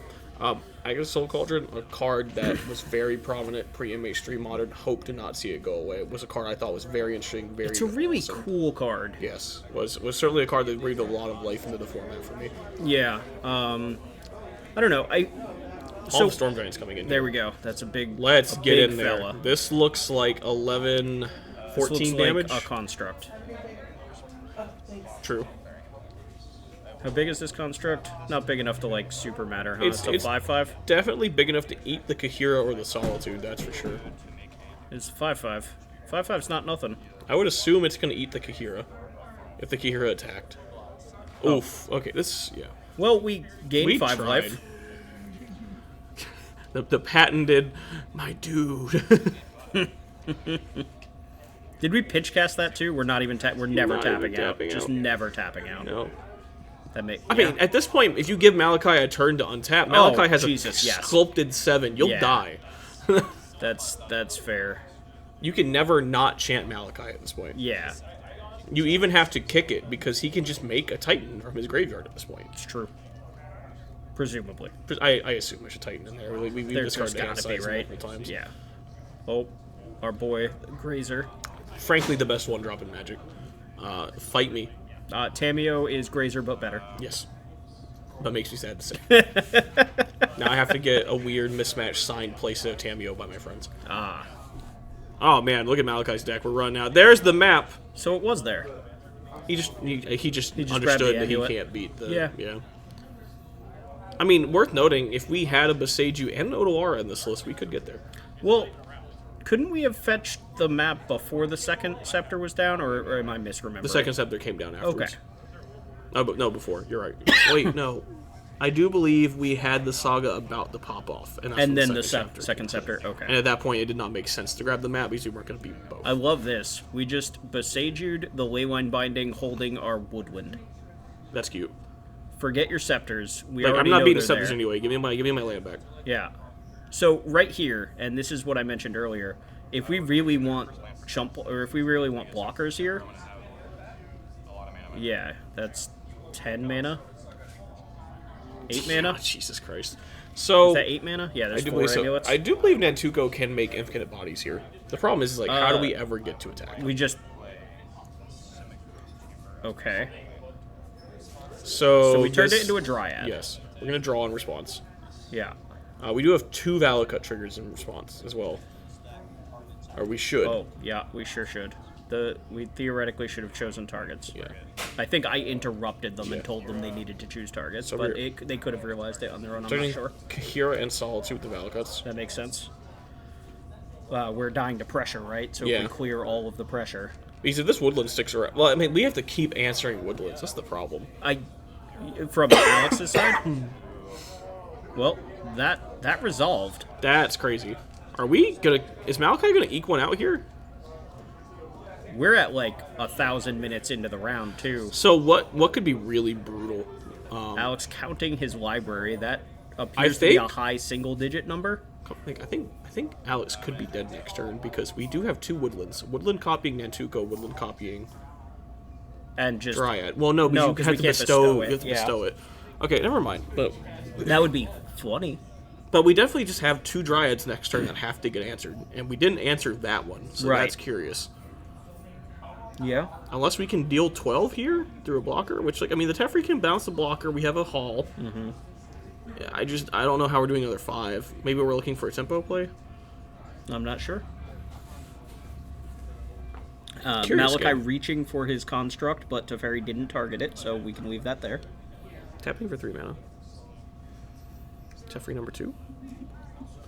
That might be what happened. Okay. There might be prismatic ending stuck in Alex's hand, and we could not Oh, ending it that's since true. We've upticked Teferi. We could have endinged anything. Did we uptick Teferi that last turn, though, or did we bounce something? Because this ring is on 2. I guess he didn't bounce the ring. I don't know. We were talking about other things. I apologize, folks. No, it's we are okay. getting dangerously close to decking. Yeah. Like How'd we get Malachi here? looking to squeeze this one out, like, by the skin of his teeth here. That shortcut was just Malachi either went to the bathroom or something happened where nothing happened for a minute, and that's all that cut is. I feel. Another ring? Yeah. Oh, the ring stops the plan. Yeah. we can no longer we can kill- no longer kill Alex this turn. Yeah, this is so weird. I would love to know the exact count in Alex's deck currently. That looks like 4-ish. I agree. I know he spread them out a second ago, and there wasn't many. Kick this chant. Please stop. I No. do not wish to play against opponents. Magic is so like Magic is 0 sum, Okay. especially this match. Alright. Well, the 0 sum is how many spells Malachi has been able to cast from about turn 6. I do believe we're about like what 10 to 15 turns of Malachi not casting a spell, and Alex is in danger of dying. Which is hilarious. Yes. Also, a testament to shifting woodland, right? Yep. Like, the only reason Malachi is even a little bit in this game is shifting woodland. Here comes Hall. That makes sense. 2 cards left in the library. We still have 2 woodlands or only 1 woodland? What happened to the second woodland? I don't No. Did maybe we play a bounce land to get it out of harm's way? Yeah, that could be true. I don't know. We had 2 a minute ago, and now we have 1. I would love to know what happened, because the 2 woodlands was the reason I thought we had an out in this game. I see multiple counterspells and Orm's Chant. Alex might be... There's a Supreme Verdict. No, we're not dead. Okay. Yeah, Malachi... What? Yep. Well, yeah. So Okay. this is not So we're exactly taking- how that works, We're taking the though. 7 ball. What do you mean? Oh, so we're going to block. Yeah, Malachi went to turn his woodwind into a creature so that he could block, I believe. That's... I guess he was trying to play to the deck out more in the Valakut shoot you line. Which, to be fair, if we had It's fine. if It's the the same Wayline Binding thing was at this there, point, then yeah. then we just take 7 there and then Take 7 again, you draw, and you lose the game. exactly. Yeah, that's fair. So Yeah, seems kind of irrelevant. I think we're dead here. There's a Dryad. I don't see another woodland in I don't Malachi's see hand. that. I think we're going to just be a tad short. You know what we do have? That it looked like, and maybe I'm crazy. I thought I saw a Beseiju, but is that? Maybe that's a full art Nentuku. Yeah. All right, getting us out of here. Oh, Very long boy. game 1, gentlemen. Oh my lord, I can't imagine we're going to see a 3-game set. There's no way, right? Yeah, this is going to be a draw, most likely. Either that or a tie. I guess a draw in Alex's favor. Yeah, you know? so if game 2 does not have a conclusion, then Alex wins the match 1-0-1. Yep. And if Malachi wins game 2, it seems incredibly unlikely. Very strong hand looking like for Malachi. I see an amulet. I see multiple untapped sources. I do believe I saw a Veil of Summer, which is a very interesting idea. There's that one of bauble again. At least we have good taste as the old water bauble. It you is, know? it is. It's true. Retro bauble is very pretty. Basic planes from Alex. So which is the correct bauble? Second you have amulet the picked up. retro bauble, the schematic retro bauble, and then you have just original cold snap. So I'm very partial to old border normal art. Okay. I love the schematic art. I have a think the playmat of schematic it. art It's is very really great. good. But I do just like the normal art from Gotcha. Chippy. I think he did a fantastic job on Fair, that card. fair. I know when Brothers War came out and they put Mishra's Bauble at uncommon in every booster pack, basically. I'm from the days of Mishra's Bauble being a $20 card. Yep, I had to buy those for that price. That Yeah, sucked. so when it came out in Brothers War, just everybody I came across, just give me all of them. Yeah. I have a binder that is literally just like a full quad row, like 2 pages full of play sets of, and I mean a play set per like spot, Yeah. not, yeah. A bobble's just hanging Yeah, out. because like, what?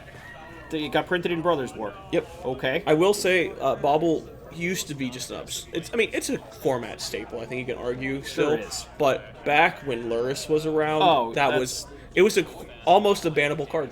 One of the few cards, like we've talked about this very briefly, but the Magic community as a public being just has some of the worst takes of all time, It's very and good. they were right about a couple things, Hogak and Luris. Is this oh. a filter land? That is Mystic Gate, I believe. from Alex's side. Yes, that Because is we a just cast Mystic we just Gate. cast a counterspell the plane. So I was like, Oh, man. But yeah, so the community at large just being wrong about most everything, but they got right Hogak and Luris, I think. Luris being considerably maybe ban-worthy of Vintage for the second time is what's funny to me. See, and that's crazy, right? Because Vintage is the format where you don't ban cards. Yep. But they banned Luris, because they had to. And then it was unbanned. And And then it was back unbanned to when the they contention fixed- of yeah. maybe it's still a problem. But you, like, that's the point of it. You can't ban cards in Vintage, right? Yep. So what do? Do you just get rid of Companion again? But, I think you just let it rock at this Yeah. point. Like it is what it is. it's not like people can play Vintage and Paper anyway. You can't. Shouts to Vintage, by the way. The NYSC Open recently Okay, yeah. included. Wonderful streamer YouTube channel that I watched on Bosch and Roll took it down. Yes, congratulations to Absolutely. Brian Cole. Absolutely awesome. Pick up. So we're just playing a fair game from Malachi's side. We've seen 2 amulets. One got endinged. Yeah, There's looks like a 1 ring, a growth chamber in hand. We still have that veil. This is the 1 ring backed up with veil, yes. which seems We're also pretty just kind of powerful. hanging out with a Haywire Might. I will say, I think Okay, so we tapped all of our Reprieve. mana because we have the green floating. Yes. Notably, Reprieve doesn't say the words counter. Yep, get that out of here. Get out. Oh my gosh. That... Wow. Malachi set up that turn as well as he could, did what he was supposed to do, And you still got blown out. and he still got counterspelled. Just A brutal. not counterspell. Also, we're talking about, like, potentially having maybe 10 minutes, maybe less, to try to win 2 games. Yeah, so the And pressure we're- is here. Yeah, we're on this start with a Haywire Might that hasn't even been attacking. No, he's Oh, at did it 16. attack? We Okay. have gotten in quite a few times. All right. Yeah, All right, no, fair enough. we are playing to Haywire Might beats. That is not a real game plan. Hey man, I don't know about you, but that is currently 5 power. You're not wrong. Urza Saga go crazy. Okay? Urza Saga is one of my favorite cards. It's by far my favorite card that came out of H2. Okay. I have played so much Urza Saga, it's kind of absurd. Just love that card. I'm trying to decide if I have a card that I like more than Urza Saga at MH2. And like immediately coming to mind is Murktide Regent and kind of only Murktide Regent. Dress down. Yeah, Very dress brutal down here. being brutal. Are we gonna do one of the cool plays that I've seen Alex do a couple times where we pitch cast the Solitude and just block this Haywire Might? I think that's too much resource at this point. I mean, Malachi needs to win 2 games, and we would have a Solitude sitting in play, gaining us 3 life. True, but there's also 2 amulets in play, and Malachi has a grip of cards. We know of the bounce land. We're threatening Titan at any moment. True enough. Also, a ring that's known about. So, like, the Solitude won't even necessarily connect all That's the true. time. That's true. That's true. Surveil land here from Alex, Ridiculous Archive. Yeah. Probably just looking for our good friend Orm's Channy here to try to, like, seal this game up again. But with the Might in play, it's going to be a bit awkward. Yes. Yeah. Okay. No Yeah, artifacts for you. Get you out got of here. it. Get him out. Dang, could have just left the construct. It wouldn't have been anything anyway. Yeah, for real. All right. Haywire Might beatings will continue until morale improves. You got it. We might grab one of these amulets back if we think it gets us anywhere. The I- might can.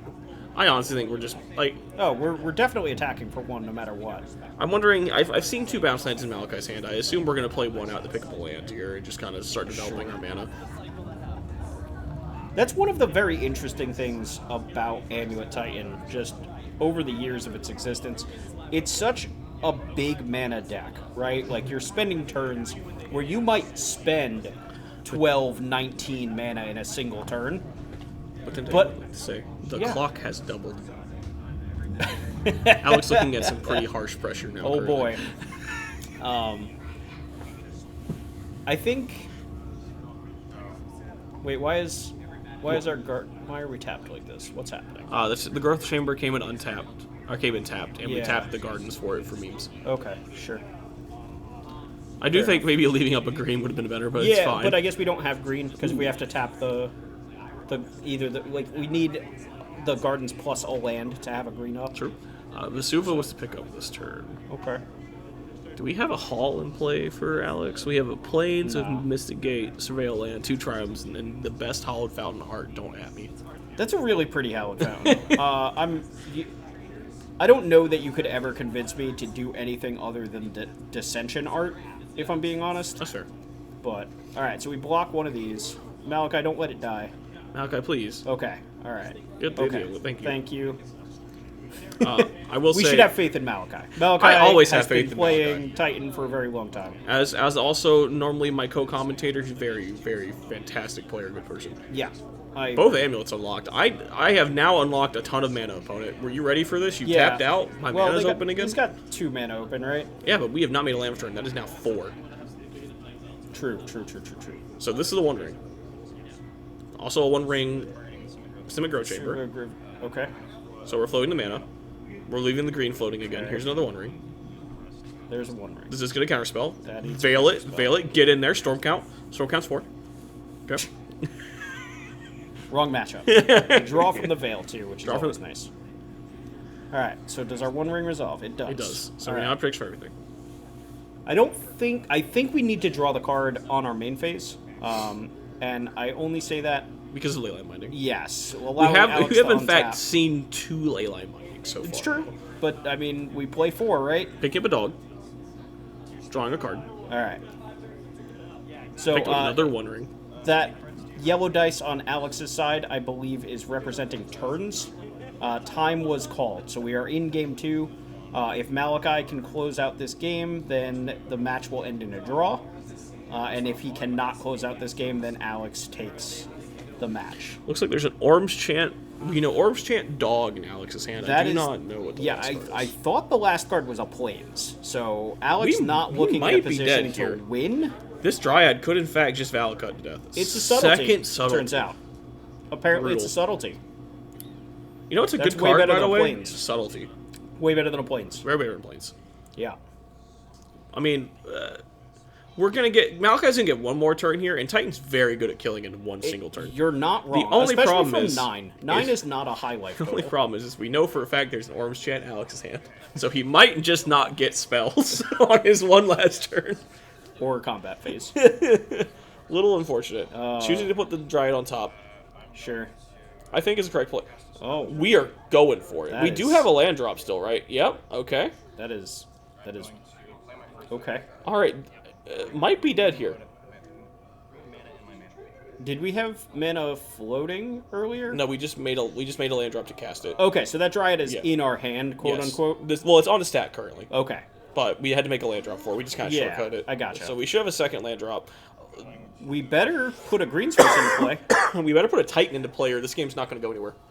You're not wrong. But, like, if we don't put a green source in play, we die. Well, I guess any land, because we can filter with the Mycosynth. I'm looking at a lot of lands in That is a Malachi's lot of hands.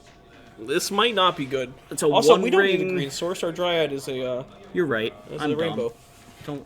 Don't mind me. It's Stupid- been a minute. It's even your stupid, sexy Dryad. It You is. just don't know. I'm disappointed. Look, Judge, I'm disappointed. it's been a while since I played Titan. I'm sorry. It's okay. I guess we're just trying to figure out what we can use. I think this is our entire window. If we're not getting it done here, we're Alex not getting it tapped done. all his mana. He didn't pitch cast the subtlety. It kind of shows that he doesn't really have a follow up. Yeah, no, this is our turn here. All right, second land for turn. Thinking about it? Growth Chamber.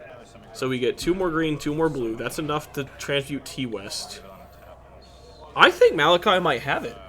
We transmute T-West, Summoner's Pact for Nantuko, Bestow. Okay. But we're missing a land, aren't we? We should have 2 mana floating. Yes. I don't think we've tracked the correct amount of mana. We should have... Yeah, nope, they got it. We had 3 green, Alex fixed 2 it. blue. So We're we have 2 green up. Yeah, we have 2 green, which I think you're correct. Like I think we're well, still a land we don't short. have a land, right? We've Unless already there's a played our 2 grazer in lands our for hand. turn. Is there a grazer? If there's a grazer, I don't see a grazer. Oh, We're passing turn. We've cast 2 Summoner's Pact this turn. We're just dead. Right? no, we didn't cast 2. We cast 1, right? We cast the had Summoner's Pact to get the Dryad, and that we was picked put up on this top. Dryad. Okay, so we Yeah. can pick... He might die, depending on whether or not this is a chant in Alex's hand, and it does look like it is. on your upkeep. No, Malachi. Malachi, no. not like this. Alright, is there a way that we can do the bestow thing? No, right? Because it's casting a spell no matter what. I mean, like, we could... If we can get one to the graveyard. Hear me out. This is why we should play one of the Innistrad blue-green My Stuff Has Flash land. Oh, I know what card it is. I can't think of the name. Yeah, it was- Alchemist Refuge. Yeah, that one. Yeah. That's it. This right here. So we're Scepter gonna, Chant. We need all of our stuff to have flash. 2. What do you say? That's agree. good, right? 3. I don't know how we get here from this. This is our last turn. This is our last turn. We get 2 land drops, which does not trigger the Valakuts. Yeah. Notably, This Alex might just also be- not having lethal.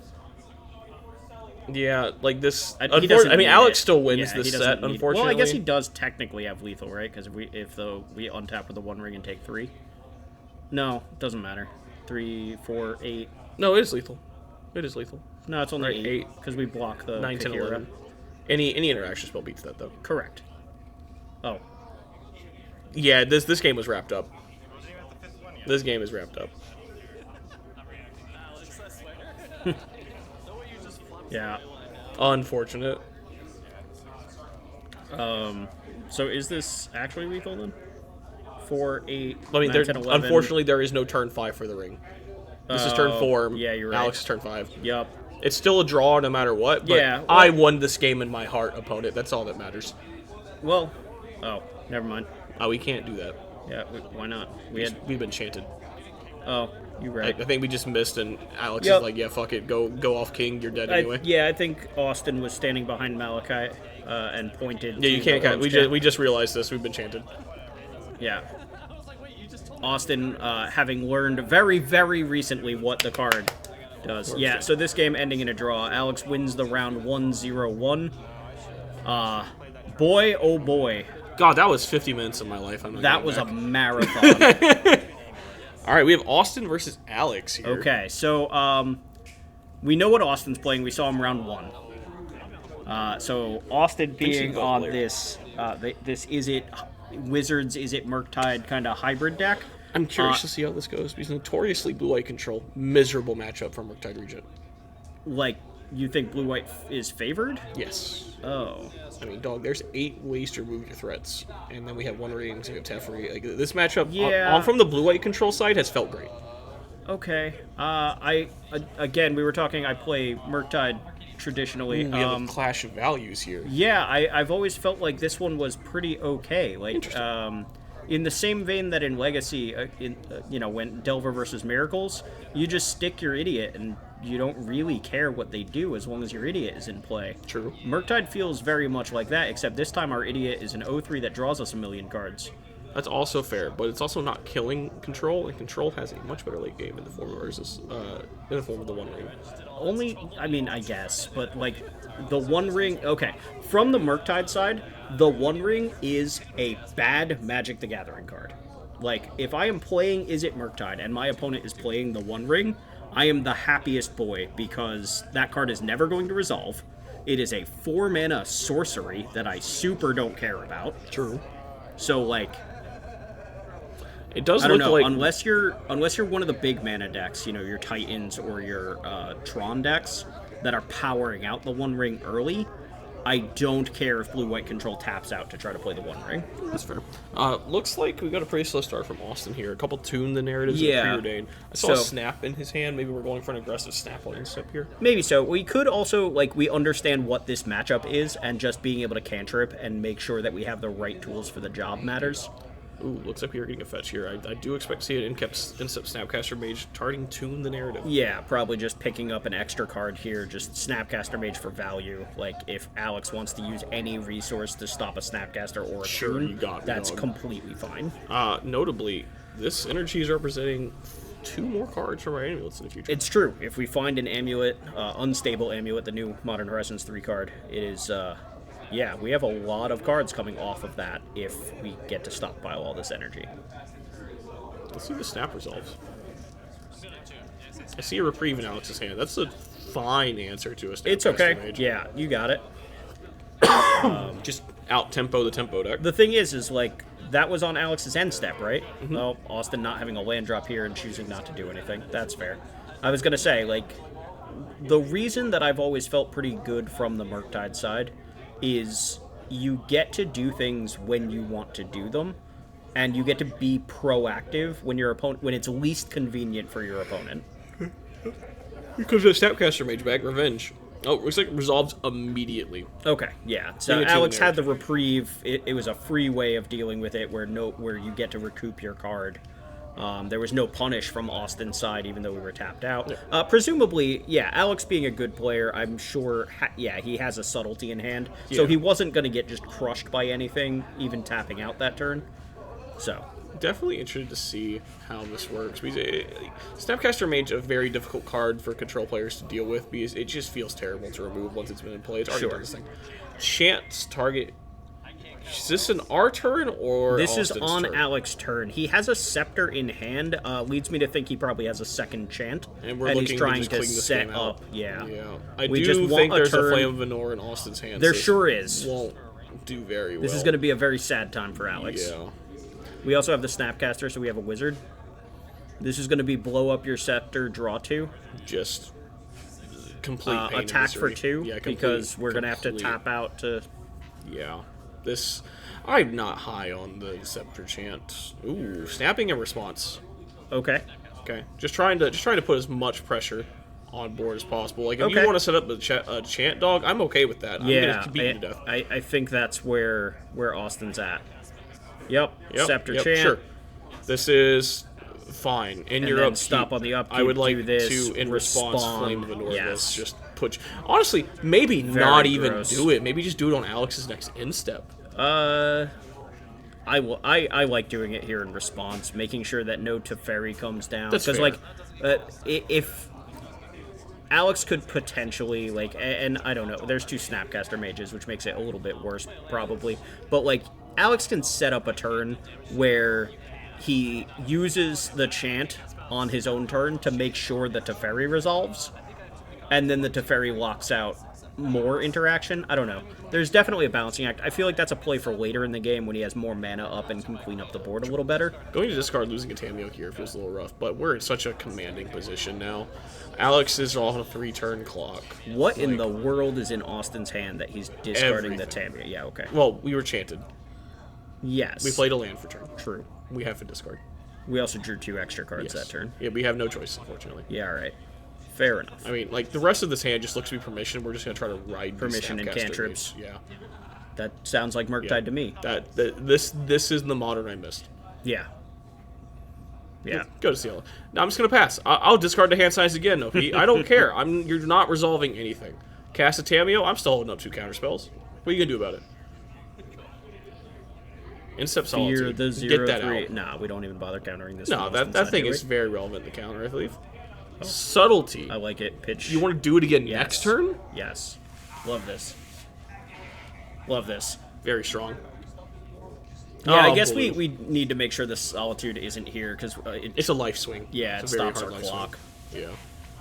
Like, we don't necessarily care that it If it was exiles a thing. binding, go for it. Right. Or if it was a pitch cast Solitude. Yeah. I don't think we care about that. Yeah, I wouldn't care about either. Source of plowshares that cost Yeah, an extra card. totally Normally not fine. very great. But Let's yeah, take a One Ring. the body this is matters. This not has to be- resolving. okay, well, Supreme Verdict, that that's is resolving. definitely resolving, yes.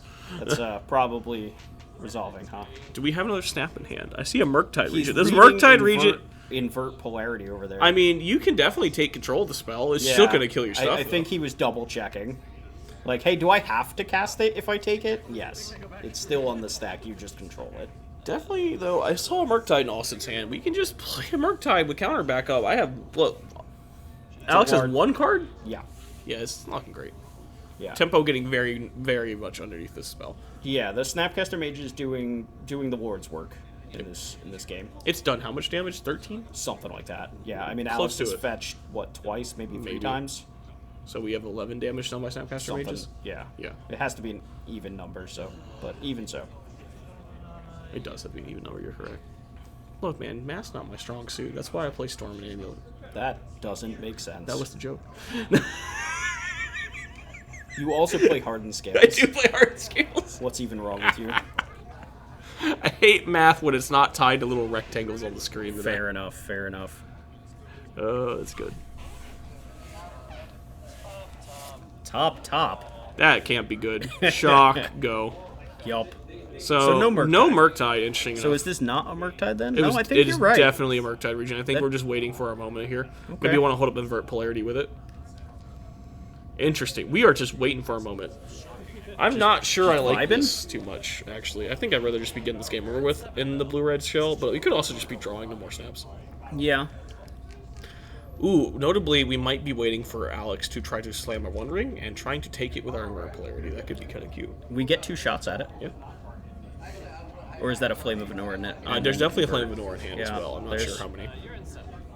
Draw Draw 2 2, and stuff. sure. Just try to get some action out of Alex. We have plenty of cards in Hey, hand. you I can't remember how imagine. Archmage's Charm was good? Yes. What if it was better? I need one more Flame of Anor. I'm starting to realize very quickly that I'm going to be playing quite a bit of that card going forward in this format. 8? That's so many, Austin. Well, anyway, pass. Oh, Oh, that's a good one. That's a target. Is that the one we knew about, or we bought him that one? I assume it's the one we knew about. Alex trying I'm to get honestly rid just of my letting it favorite happen. card in the set. I respect that, Alex. Get that shit out of here. The amount of energy we have now. +1 energy. Yeah. Yes. Yeah, kill your thing, make an energy seems pretty okay. Also, like you said, look at the amount of energy we have. That's so many cards. Opponent could have just cast their own 8/8 Murktide, and we're like, yeah, 1 mana. Yeah. Anyway, die. I love the energy bolt. It's kind of wild. It is kind of wild. I didn't expect the energy cards to be this much of a payoff in the format. When Spike and Dingo were talking about that Boros Energy was their top deck in their pod, I kind of looked at them like, oh, okay, that's sketch. And then it made it to the actual format. I might have been wrong. Yeah, maybe so. I know Amped Raptor is a card that I'm very excited for. I'm not sure where I'm going to cast that card, but I am sure I'm going to cast that 100%. card. We are being very patient with this Murktide region. I respect the hell out of this. I'm a little curious. It is a Murktide, right? I legitimately trust Austin as a player here, but there it is. Baffled by why we're not putting this down with multiple counter spells in our hand. We have used a lot of counter spells. So Murktide costs 2, leaves us 1, 2, 3, 4 mana. We did. I definitely think with Alex being on a bit more of a clunky variation of blue-white control, I'm slamming this Murktide every time. Yeah, maybe. Because you have so many weird draws in this deck that just don't do what you want to do. We could also just be on the counter burn plan at this point. Alex notably in Lightning Bolt range with this fetch here. Yep. Very sketch. Has to be a scary proposition since Austin has only played 1 Bolt so far. And has been pointed at face. Yeah, but also 1 Bolt, and we know that Snapcaster Mages exist. So we're looking for... I guess 2 Snappies are down, right? True. But also Tammy overgrowing this Bolt at win condition. That's true. The Tammy overflips, this game ends. Also, Alex not picking up Kira yet, from what I've seen. Another Scepter in hand. Okay. Scepter is... We have a Flame of Venor. I don't care. Oh, okay. Yeah, but might as well just make this nonsense But this makes happen. the Murktide in your hand so much worse in the future. I'm not sure. I mean, Austin's a very good player. No, there's the Bolt. Well, okay, well, now I'd like to kill you. All these counters. So now we probably try to pick a fight over the Murktide region. Yeah, and then just follow it up with a Bolt. Yeah. That makes sense. And then so we have Murktide mana, Bolt mana, and how much mana do we have left over to fight? Interesting, chose not to fight. Yeah, yet. I think... We're going... Go ahead. In your upkeep, put the Fear of God. Psycho. We're just waiting. We're just drawing. We're not even doing an end step. We're just waiting for Alex to tap out for something. Just tap any mana for anything. God, Alex whatsoever. has to be sweating seeing a Murktide get bent here, right? Like, I guess maybe I'm just not respecting that Alex has so many cards in hand. Maybe I still see another chant there, just hanging out. Yeah.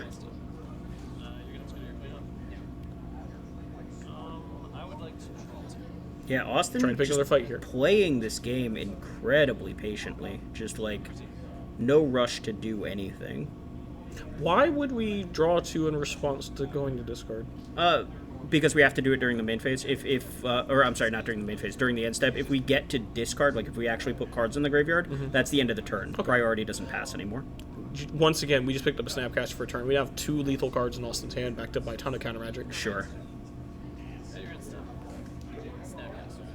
Yep. You have to fight over this. I guess you can chant in response? You can let the snap resolve, but that's still a thing you have to get off of the field. That's not even true. But you can just chant in response. Yeah, there's some sequencing I think that Austin could be a bit different on here, but also he's been playing it very patiently. Mm-hmm. I think we'd try to bolt in response to this. All right, so that's what so we're making a stack. I like to try to kill you in response. Is that okay? Is that fine with you? So now we fight.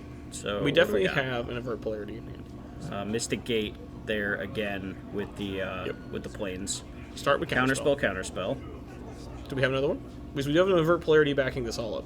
Yes, and I think that's reprieve. I mean, you let the reprieve resolve. Do you? It depends, right? It really depends. They have a ton of cards in hand. I think this is where you let the reprieve resolve. Do it again. Yeah, I think the question is now we don't have invert polarity. Yeah, so do we have another 2 mana counterspell, or is this the end? We have a Flare Denial, but we don't have a creature. Yeah, that was it. So I like that. So we got there anyway. Weird game, but very. top. Also, like, at any point in time we draw an unstable amulet, that, Oh, of that course, just reads yes. so many cards. It's crazy.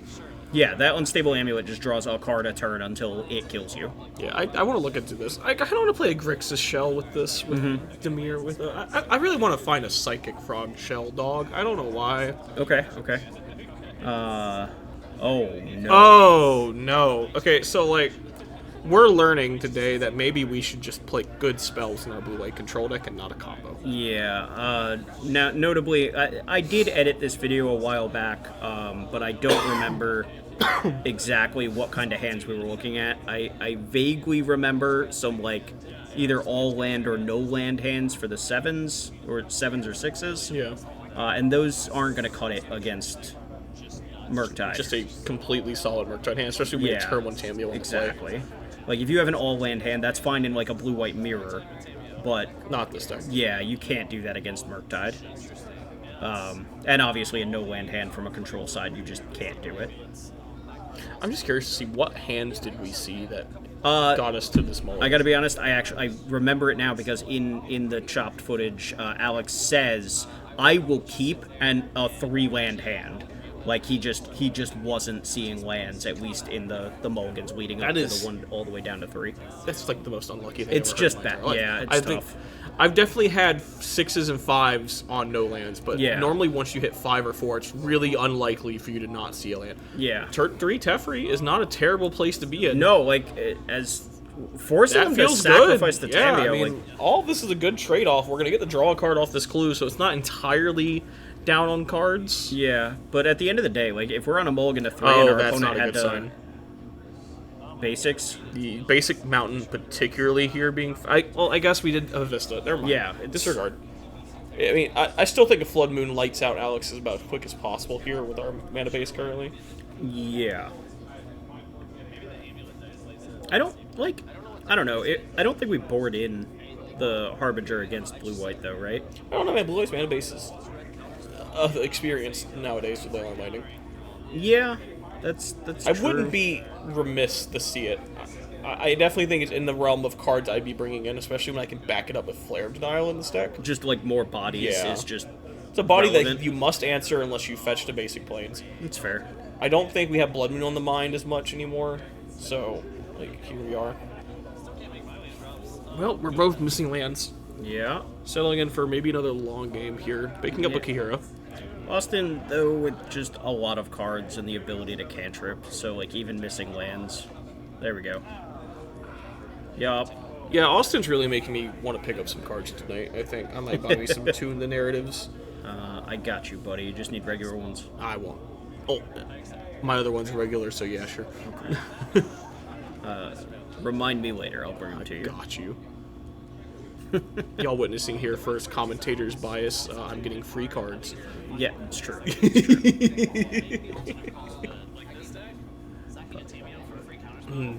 So, what do we got? Tamio. I assume that's a tapped Tamio, right? I actually think that one is in exile. Right? What? Or am I crazy? Oh, there's a prismatic ending. Yep. Yeah. Yeah. There's a pending. Beautiful retro foil pending. Honestly, the best pending art. I don't care that I just got a borderless one. The retro borders, so good. Retro foil, best foil. I need to get a reshipment from TCG Player for some unfortunately not retro foils that were ordered as retro foils. It happens. It does, and they responded quickly, so I still expect positive feedback. Always a good thing. Let's sell this one quickly. God, Austin just staring at a handful of permission, and we have tempo threats. Subtlety, one of my This favorite is literally cards. just 4-mana 3/3 flyer. Just getting in there. I have counterspell backup. What are you gonna do about it? Yep, 4-mana 3/3 flyer during your end step. We want to close out this game. Here is this thing that you have to do something about on your 3-card opener. Now, notably, hear it? Alex drew pretty well, all told. True. I think this is This looking is a to just functional come down. multi-3, which is Yeah. surprising. This is just coming down to, like, I think we're just short on resources, Yeah. right? Austin's gonna outmuscle just because we had We had four four extra cards in the exactly. start, Or 3, it doesn't matter. Some number of yeah, extra technically. cards. Well, no, Austin on the- has 5 extra. Alex was on the play here. Alex was on the play. I don't know if Austin mulliganed at all. I wasn't believe paying I enough saw attention. mulligan, but I also didn't. He might have resolved it while Alex was going all the way down to 3. Maybe worth noting having a small mulligan counter. At the Yeah, start. perhaps. I'll take it into consideration. You could also ask players to have a dice for what you kept at the start. That could be something nice. I see multiple invert polarities in Austin's hand. That card was not on my radar. I remember hearing Spike talk about it quite a bit. Love that card. I just want to play Ionize instead. No. Ionize makes me happy. Nah. Ionize brings joy. That one ring's mine. Ah, yeah, that's fair. That Primeval That Titan card that you Liberator? cast Mine. off of that Primeval Titan that you cast with Cavern of Souls, mine. Karn Liberated? Mine. Yeah. Devar Destiny? Mine. Let's go. Wilmog the... No, you get the cast trigger on that one. I don't want I don't want to. Yeah, but I can sign memory of that. Who cares? Oh, okay. Yeah, who cares? Then yeah. Also a card I need to pick up copies of. God, there's so many cards I need to pick up copies of. I think I might give this deck a try. Maybe over... I'm debating on having Bant Nadu be my secondary deck in the format, but... Yeah. So, you know me, Billy. I'm going to have pretty much everything put together. So it's just a matter of, like, what do I enjoy playing? Yep. But... Storm is me. Tell you, man. Storm, like... Speaking of MTG Storm's Finance so talk, which Yeah, is something I yeah, absolutely let's go. despise. Okay. Boy, I hope y'all bought your Ruby Storm cards. Because every single day, it seems like another card from that shell is getting bought out. Wish has been bought out. Pyretic Ritual, Ren's Resolve. So good news. The card Wish. Yes. Notoriously terrible card. Terrible card. Yeah, absolutely. Miserable. I already owned 8 copies, and 4 of them were foil, because I also play bad decks. I feel that. I played a lot of bad decks in Pioneer. Twiddlestorm was playing Wish, so I have a play set of foils there. And then some other bad deck that I honestly can't even remember off the top of my head was also playing Wish. I think it was just Twiddlestorm for me. I played Lotus Field in both Pioneer Scape and Shift. Modern. One of the Scape Shift Swish builds. Shift. You think Scape Shift is transferred over to the format? I would like to give it a shot. I think Scape Shift has been in the format the whole time. It's just not really good anymore. It was doing some pretty good numbers. Yeah, it put up a few results, so I finally bothered to put it together. I don't know. When you have Amulet Titan in the format, telling me to go play Valakut but not play Amulet Titan feels dumb. All right, so we have a pretty heavy stack battle here going on. Wow. We have a I should ring. stop talking. One ring getting invert polarity, counterspell, Flusterstorm the on the counterspell. counterspell. Is this my ring? Oh, This is my ring. God. Woo! This game's over. This is as backbreaking as I think I've ever seen any interaction in my life. Anyway, something about Ionize instead? Yeah, he could be at 2 less life right now, Potente. Yup.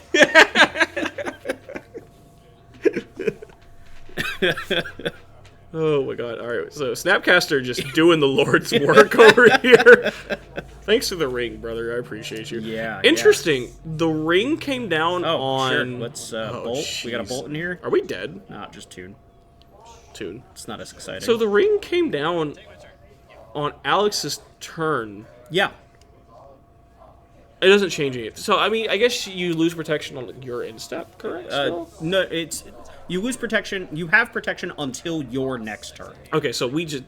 Notably not as great. I don't have protection currently. It's gone. Goodbye. It is gone now. Yeah. Yes. But still hilarious. But we also get to draw 3 cards in from if we want to, basically immediately. Kahira Right? coming down to block Snapcaster Mage, Sure. we're just letting it happen. Yeah, no. I honestly would have just thrown a counterspell at him. I mean, Alex has 3 cards in hand. Let's get this game over with. Nah.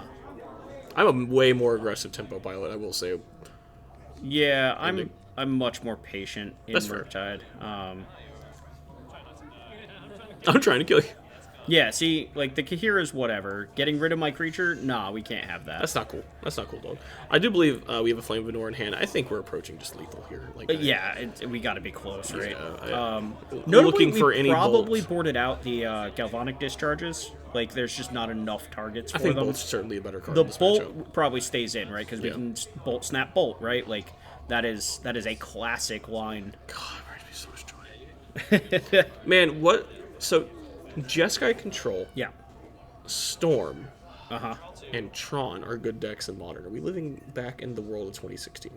2016 Modern was pretty good. It was before it became a combo-centric format, right? I do... Oh, God, I've got... No, now you have to make me think. That was Yeah. definitely before Hogak. Oh, okay. All right. So wrapped Austin, up here. Yeah, Austin taking the W. Unfortunately, not much of a surprise on the Molda 3, but Alex did make a game out of that, which, again, considering everything stacked against him there is pretty good. Billy, it's you! Oh, it's me. Oh, no, this is cringe. I don't want to listen to myself talk. I already have to talk here.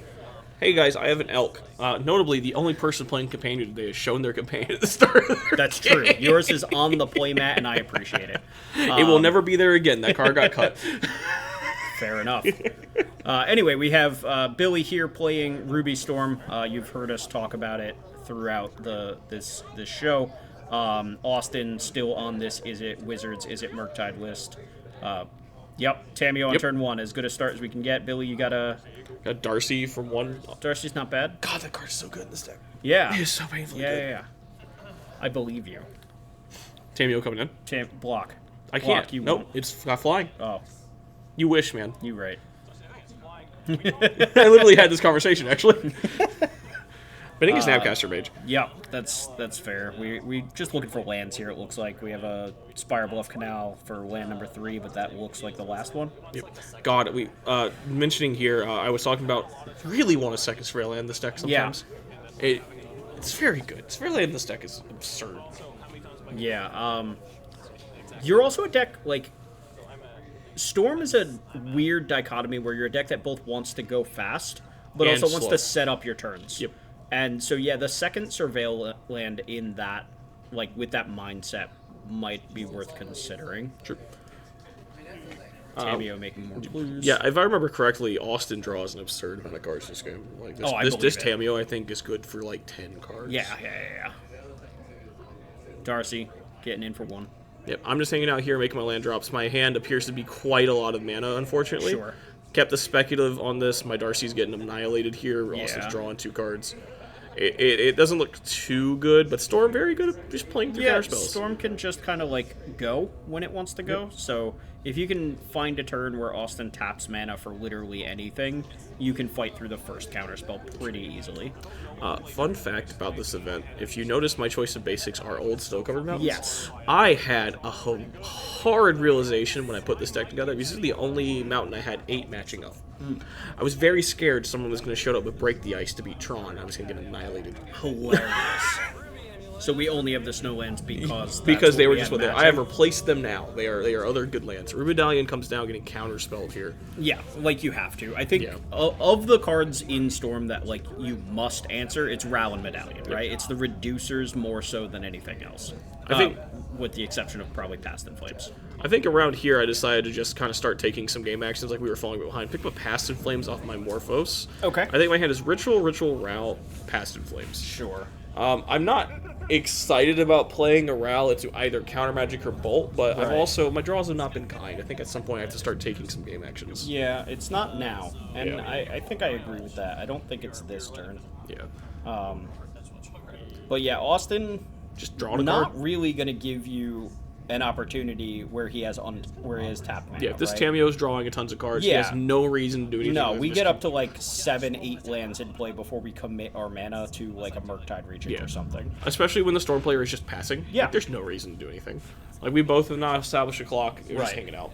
Yeah, it's a different story if you're sitting there with a Ruby Medallion in play or with a Ral in play. Or just have been chaining through multiple impulses. Yeah. Or 6 cards sitting in exile that you get to use next turn. Picking up another land here, not what I was looking for. Notably, not white bordered. I know. Some people here have class, okay? Okay. Men of class, people with Mercadian Masks foil basics. I can't say I've gone that far, but very good. I will say I have gone out of my way to do the weird Delver thing with Ruby Storm. We have 2 of each red fetch. Just to make it as confusing as humanly possible for my opponent to know what the hell's happening. Yeah, so let's talk about that briefly, because I imagine this game is going to be a whole lot of attacking. Unfortunately, this game is a lot of passing. Yeah, and that's fine. Like, that's just what Magic has to be sometimes in certain matchups. You mentioned the 2 of each fetch land. Yes. Why is that such a common thing that you see in high-level lists. So I know it is very prominent in Legacy because we normally have. You're basically playing monocolor decks in Legacy with dual stacks access to it. It beats Needle, which has been seeing a lot of resurgence in Urza Saga decks, as well as just making your opponent guess what's happening for the first turn of the game. Yeah. In some formats, that's a huge deal. Legacy, somebody could play, like, you could play Bloodstained Mire, and now you're immediately going, that's a combo deck. You could just be, like, Mono Red Prison with, like, a weird draw. Right. It makes people think very hard about what they want to do. Absolutely. Less prominent in Modern, but I got the cards. Fuck it, let's go. Sure. Also, notably, not my Ruby Medallion anymore. Please give it back. I'm sorry. I want my Ruby back.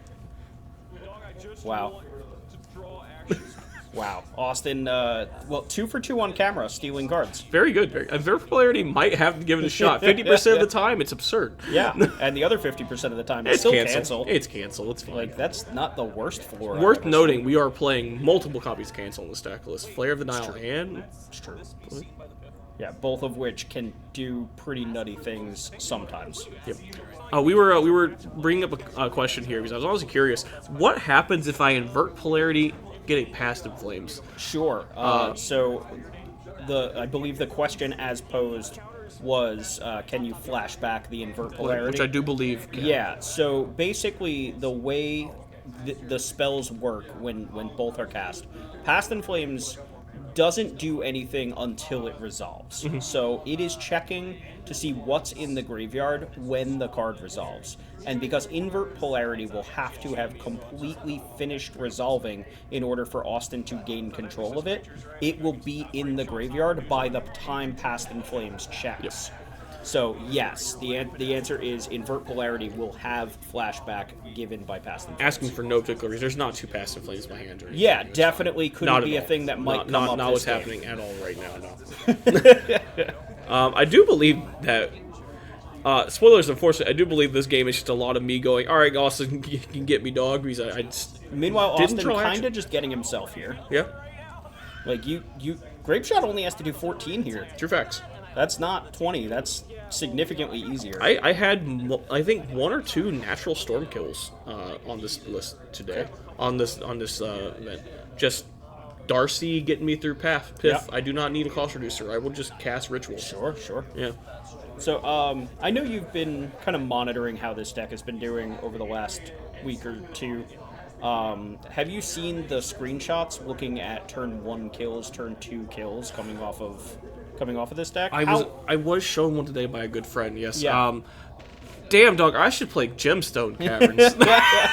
I can't believe I didn't think about that. If the format is us just going fast, I should probably be playing one somewhere. Yeah. And the gentleman that posted that screenshot and that tweet did point out in the comments of it. He had literally every card in his hand. Yeah, it's a magical mattered. Christmas land. Yes. Opponent did not interact with me. Correct. But still, just being The on the ability play, to win on turn 1 is pretty it also insane. just ups your turn 2 potential, because now I can just go land on turn 1, reducer, land on turn 2, have tons of mana. Yes. Like, yeah, no, I definitely think Gemstone Caverns is worth trying out. I Now, think I'm... all of that said, Gemstone Caverns obviously only works on the draw. Yes. So there's that. So your opponent is more likely to have some amount of interaction up because they were on the play and have mana. My real question here is, how prevalent is the turn 2 kill? Because that's the one that I think people should be worried about. So, realistically, it's not that hard to hit, which is why I'm mildly worried about the deck's longevity. You just need 2 rituals, or a ritual and a Morphos, and you can kind of try to go. Yeah. As long as you need So 2 it's rituals, a ritual, into a reducer, with and then a second ritual. Any other ritual effects, which you have 11 cards at that point. It's not difficult to go. The problem is those turns are fragile. They are very dependent on what you hit following out. Any spell pierce or spell snare coming at an opponent, and your turn just stops on a dime. Yep. The good thing about Storm, though, is my turn may stop, but I will attempt it again next turn. Absolutely. This deck is very good at just presenting win after win until you kill it. Sure. Yeah, and I know prior to this Ruby Storm deck kind of being what it is in the format, the only other 2 decks in the format that could realistically have a turn 2 kill were Amulet Titan, which we knew about, and really they shied away from that build because your lands are worse. Exactly. They've been moving away from Sun Home Slayer, Sun Home very quickly. Yeah. Austin taking down game one. Yeah, I think Billy, you were just kind of off of this one. Just didn't have any gas. Well, I was dead Austin on board. Was up a million cards. I was also just dead on board. Oh, he played the Murktide. There was an 8-8 Murktide. Sure. I'm just dead. Fair enough. I took a draw step, see if we can get there. It didn't look like it was. Yeah. Makes sense. Taking game 2 on the play, though. Yeah. I do remember, I think I kept this hand on the strength of it being one land presenting a barrage of shit. Okay. We do have a fetch land for the Surveil land. Yeah. Let's see if we get there. We get an extra look. Yeah. That's like draw card, really. That's like being on the draw, technically. But yeah, Amulet Titan being able to go on turn 2, but notably, as you were just saying, cutting the Boros Garrison, Slayer Stronghold, and Sunhome, which takes away the only way that deck can turn 2. Yes. Yeah. I will say, I do believe they inherited a new strategy in the form of Mirror Pool. Yes. I think Mirror Pool can still produce turn 2 kills, or turn 2 practical kills. Okay, Yeah. fair enough. Oh, we got there. Oh, second land? I never didn't have it. What a Anyway, chat. Ruby Medallion. You got a Spell Pierce or a what Spell a Snare? What's going chat. on here? Oh, that's the tune the narrative, brother. That thing just resolved. Force. That can't be good. Force. No force here. No force. No force here. That's a basic island dog. That looks like a Ruby Medallion That to me. is. It's a very pretty Ruby Medallion. As I well. actually think I'm going for this set over Tempest because I learned Tempest medallions are 30 a pop, and I can't afford that. They're very pretty though. Look, we can talk about that. You have a set. We can fix I don't that. know if I have the whole Do you want set. this I have set? some I'll number. get this set. We can work. The second deck capable of presenting the turn 2 kill historically has been Hammer Time. Yes. With multiple avenues, usually requiring a Springleaf Drum and a Sigarda's Aid on turn 1, but then either Inkmoth Nexus or double Hammer on any idiot that goes unblocked, being capable of winning on turn 2. Looks like I'm bringing out the Storm tokens here. Yeah, Not sure if this game ends here or not. Me I know either. I'm definitely doing some shit. We're casting a Morphos. You have a bunch of mana and a cost reducer, Ooh. so... Okay, the dice does show up on camera. I was kind of worried that it would not show up very well on camera, but... The D20? Yeah. Yeah. I think I should definitely do a different color, though. But it's MH2, man. It's good. Still looking into where we can get some of the larger D6s for exactly this purpose. Looks like Glimpsy Impossible coming down now, casting 2. We have 1 cost reducer in play, so that's a 2 mana spell. Spent both mana off the Morphos. Still 2 mana up. We're just vibing. Like, Glimpsy Impossible Pass has been a play line I've taken multiple times. Yeah, this card, again, Hey, it's just available somewhere right there. notably very powerful. It either draws you 3 or makes you mana, or sometimes both. Yeah. So I do believe, actually, I think at this point I'm going to cast this Veil. I'm looking for a low resource empty line. Okay. He's like Austin obviously has some amount He's of got to have permission something. here. We're hanging out. Nothing's been cast. Looks like I'm taking the you go just to take the instep, guys. dump them. Just take the guys. It means you start off next turn with a billion mana. Yep. Instep Snapcaster Mage. We're trying to get in there. So this Snapcaster Mage also representing a Flare of Denial. Yes, that is true. That's a good point. And very likely why Austin just played it out. Was with just hanging nothing. out. Yeah. Just wants to get that in. Flare of Denial. Do I want to block here? Nah, dude, I'm cool. I'll take 9. I like my mana more. Ooh, That's Shatter tough. Ruby. See, the only problem... Shatter Ruby draw 2 is... Man, Flame is very good in this matchup. Very good. If we live long enough to be able to cast it. The only thing is, I think this plays directly into that line I was talking about, where I simply just wanted to do a low-cost empty line. We've tapped all out you now. have to beat now is Flare. Yep. I guess, and Force, but... Starting with a Row. Getting tokens back up. No Flaring shot. the Force. That, yeah, Storm is 2. no shot Row resolves. Alright. No. Put those back in there. Get those back in there, We Austin. need those? We've got... Anyway! The double Row. So, Storm is currently 3. Yes. Storm count is 3. No mana floating. I think I know exactly what we're about to do. We have a Piff and an Empty in our hand. Sure. Can you imagine what's about to happen? I imagine we cast the Past in Flames. Nope. Oh. I'm making 8 goblins. I'll cast Past in Flames next turn. Yeah, okay. Anyway, Row Trigger. I hope I remember my Row Trigger, actually. Yeah, we're talking about odds Oh. and evens, so... I think I actually won the flip, and I'm deciding if I want to flip. It looks like That's it's looks fair. like I go for it here. So there has Yeah. been 2. Row, so +2, so 4. 4 Yeah. loyalty. Yep. 4 is pretty good. This Planeswalker's nuts. Have you read this side of Ral? It's pretty good on its I own. stopped reading when I started cringing. Okay, that's I believe. fair. Yeah. Was that before or after Mind's Desire? No, yeah, I know the -8 is Exile 8, and you can cast the instants and The sorceries for plus free. 1 is just Baral. Yes, +1 is his front side. Yep. And then the -2 question mark, is it a shock? It's a shock, and then if you control another blue permanent outside of Ral, you draw a card. Okay, Which will never, ever happen. correct. Literally never. Yeah, I mean, I guess there's a world where Storm decides it wants to be Is It again, and Yeah. then whatever. I'm not feeling it. I mean, yeah, but metagame shift, things happen. Alright, anyway, I'm gonna smack you for 8, Austin. Can you answer this? This is 2 turns. Yeah. Is it any target? Is Ral's -2 any target? I have not read it. Oh. I've never Billy, once down-ticked this Ral. Could you believe You that? literally Could just said, have you read this card? Yeah, I was asking you. Did you read it? Okay, so it looks like we went Ritual into Piff. We're Yeah, just that makes gonna sense. ask, hey, are you dead? Yeah, And if you're not, then I'm just gonna try to kill you with these goblins anyway. Sure.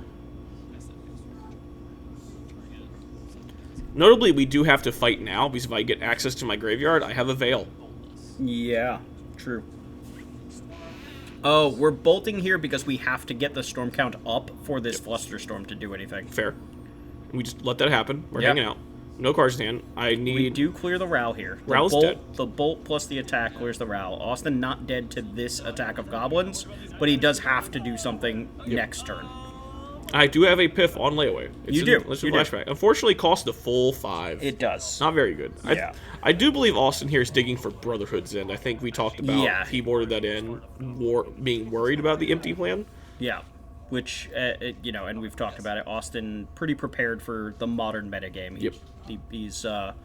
He has qualified for the regional championship every season so far. I think this season he's still hunting for his invite. Yep. But Austin, a very good local grinder. Ooh, Wrench also not a terrible pickup here. That's a very good I'm just pickup. going to put 2 cards on layaway. Yeah, Yeah. I don't want to deal with that. Get out of here. Don't even worry about it. All right, you got the out. Not yet. All right, preordained could be 2 more looks at it. 3 more looks. Bottom. Yeah, bottom. Those That's are 3 not looks. Brotherhood's End. All right, we get 1 more cantrip. Are we dead? 1 more I cantrip. see 2 Scalding Tarns that we are flicking anxiously. Okay. Goblin's Cutter. Good job, Empty the Warrens. God, I love Empty Warrens. Yeah. God, I missed that card. Not that good in Legacy anymore. It basically takes a ham sandwich to pop off in Legacy now. Empty the Warrens. Also, why would you play Empty the Warrens when you can just do silly things like play Warhammer cards? Warhammer cards are dope, dude. What are Warhammer cards for? I only play Magic the Gathering. Oh, you see, I feel like that's an unfortunate misconception because you've definitely been playing with Lord of the Rings cards. Oh, that's so tragic. It makes me so unhappy that that's true. I am notoriously a hater of all universes beyond in competitive Magic. I think they are great for Magic the Gathering. I hate them in competitive Magic. So, Surveil Land, Surveil Piff into the yard. How does that make you feel? How do you feel about that one right there, Potente? Oh, I got something in my throat. Because that makes me Jesus. feel happy. That brings an unequivocal joy to me. Anyway, here's a basic mountain. Unstable Amulet. Hey, there's a Past in Flames Yeah. over there. How do you feel about the Unstable Amulet? Anyway, I'll make 2 energy. Unstable Amulet, I think that card's phenomenal. Yeah, just hang out with it. I'll make 2 energy. You have, Austin asking you if you know it costs 2 to Oh, I do. activate. I didn't catch that, I think, during the game. I was like, yeah, I know it costs 2. I would have known this. Why would you ask me that? And now we know. Now Oh, we God. know. The context just makes it so much funnier. It's okay. At the end of the day, mistakes were made. Austin wound up winning the match anyway, so no Yeah. real foul here. But still, new cards are new. We'll get better with them as we play them more. True. Although I don't think they'll be bringing Amulet back to this list. Maybe not in this list. Yeah, I it makes do me think the sad. card's good enough for the format, though, which is very cool. I did order my playset of retro foils to make sure. Let's go. Card's gorgeous. Looks like another land from Tamio, land drop from me. Another one. Yes. Another one. Yeah. Yup. Yep. All right, go. We don't even bother doing anything here, right? No, we're just Like, we hanging out. I'm setting up for a larger turn. That's the idea of Ruby Storm versus control decks. You're just Yeah. I'm just gonna be playing setup until I feel I can beat your entire hand. Should you, so, not that I think it's terribly relevant. Should you be just getting the card under the amulet? So I don't think so, because it gives Austin information. Okay. And I'm not doing anything yet. I think having Austin Just be think about blind? this Sure. is the best part. So maybe I'm crazy. It just seems like, oh, Ooh. well, hey, you should get those 2 cards now. I should get those 2 cards now, yeah. I think actually we're about to have a judge question, because I'm pretty sure this is where I thought Amulet exiles, Amulet messes things up. Gotcha. Yeah. You have the same question that I got in round 1. Yeah. So again, each amulet is counting itself. When it says you may exile, you can play that card until you exile another card with amulet. It is referring to this object as opposed to any card named amulet. Yeah. Definitely wasn't sure at the time. Absolutely. God, this card's so good. And honestly, asking a judge is a thing I wish more players would do more often. Exactly. More often than not, that's what we judges are here to do. Yep. And just ask us questions. We're here to make sure that you know how your cards work and your opponents know how your cards work, and everybody is just moving on. That is such a good flip. I like to flip Ruby Medallion, Manamorphose. And I can cast these whenever I feel like it. Correct. They just hang out. They are exiled forever, and you can play them whenever the hell you want. Anyway, so like Ruby right Medallion. now. Yeah. I want this Ruby Medallion. You're tapped out. You have a blue up. You're not spell pierced to me, bro. No. I'm gonna fight you over I would this. spell snare the out of God, Ruby yeah, Medallion, you though. would. Oh, storm counters are coming out, y'all. This is getting spooky already. Alright, We are so storm 2 count red 2. and storm count 2, yeah. By the way, haven't used any cards out of our hand yet. Yep, nope, this is all plus. We have essentially 3 for 1. Yeah. Yeah, pretty much. But you didn't get Morphos. that 4 damage off of those amulets. So, like, True. Underperforming. Honestly, like, if the amulets were there, this game is over. This game may be over anyway. I'm going to play a second medallion anyway. Or medallion, yeah. Hey, dog, Piff casting for 2 mana? Oh, 1 mana glimpse, just setting up for the next turn. That I one don't care. doesn't even get spell snared. Yep. Not that. Oh, he has- worth noting, I think I missed this. I had a land drop. I could have played that land. So I decided to make an 0-1. Okay. Yeah. So we're just calling this a value turn? We just Yeah, got just two- set up for next turn. I put a veil in the yard, put a land in the yard. Like, Sure. we're hanging out. 2 ruby medallions in play, making the Past in Flames cost Yep. 3. I have so much mana next turn, it's hilarious. Yes. Yep. Yeah, And like we- Least the Unthinkable just putting 3 idiots into play that are mana. Yep. Is It's gross. It just feels so powerful. After this night, I went up to a 3rd. I'm still debating on whether I want to play 4. Okay. Glips was an overachiever every time I cast it. Yeah, every time I've seen it cast, I'm just like, Jesus. Mm-hmm. So it looks like Austin's shuffling up here. Untapping into 5 mana. Another Brotherhood Zen would be a little bit rough here, or a Snapcaster Mage on Brotherhood Zen. That one would hurt my pride a bit. It would. But at the same time, can you afford to tap out when your opponent has 6 mana and the Past in Flames in the graveyard? If it means that you're down both of your ruby medallions, I feel like I kind of have to. That's fair. So. Oh, we have Yeah, not we even even seen my start the card turn for yet. turn, and I'm just like, get the cats out. Yep.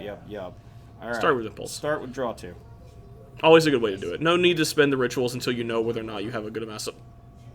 That's a good. Veil of Summer right there. Yeah, it sure is. I would like to cast this card.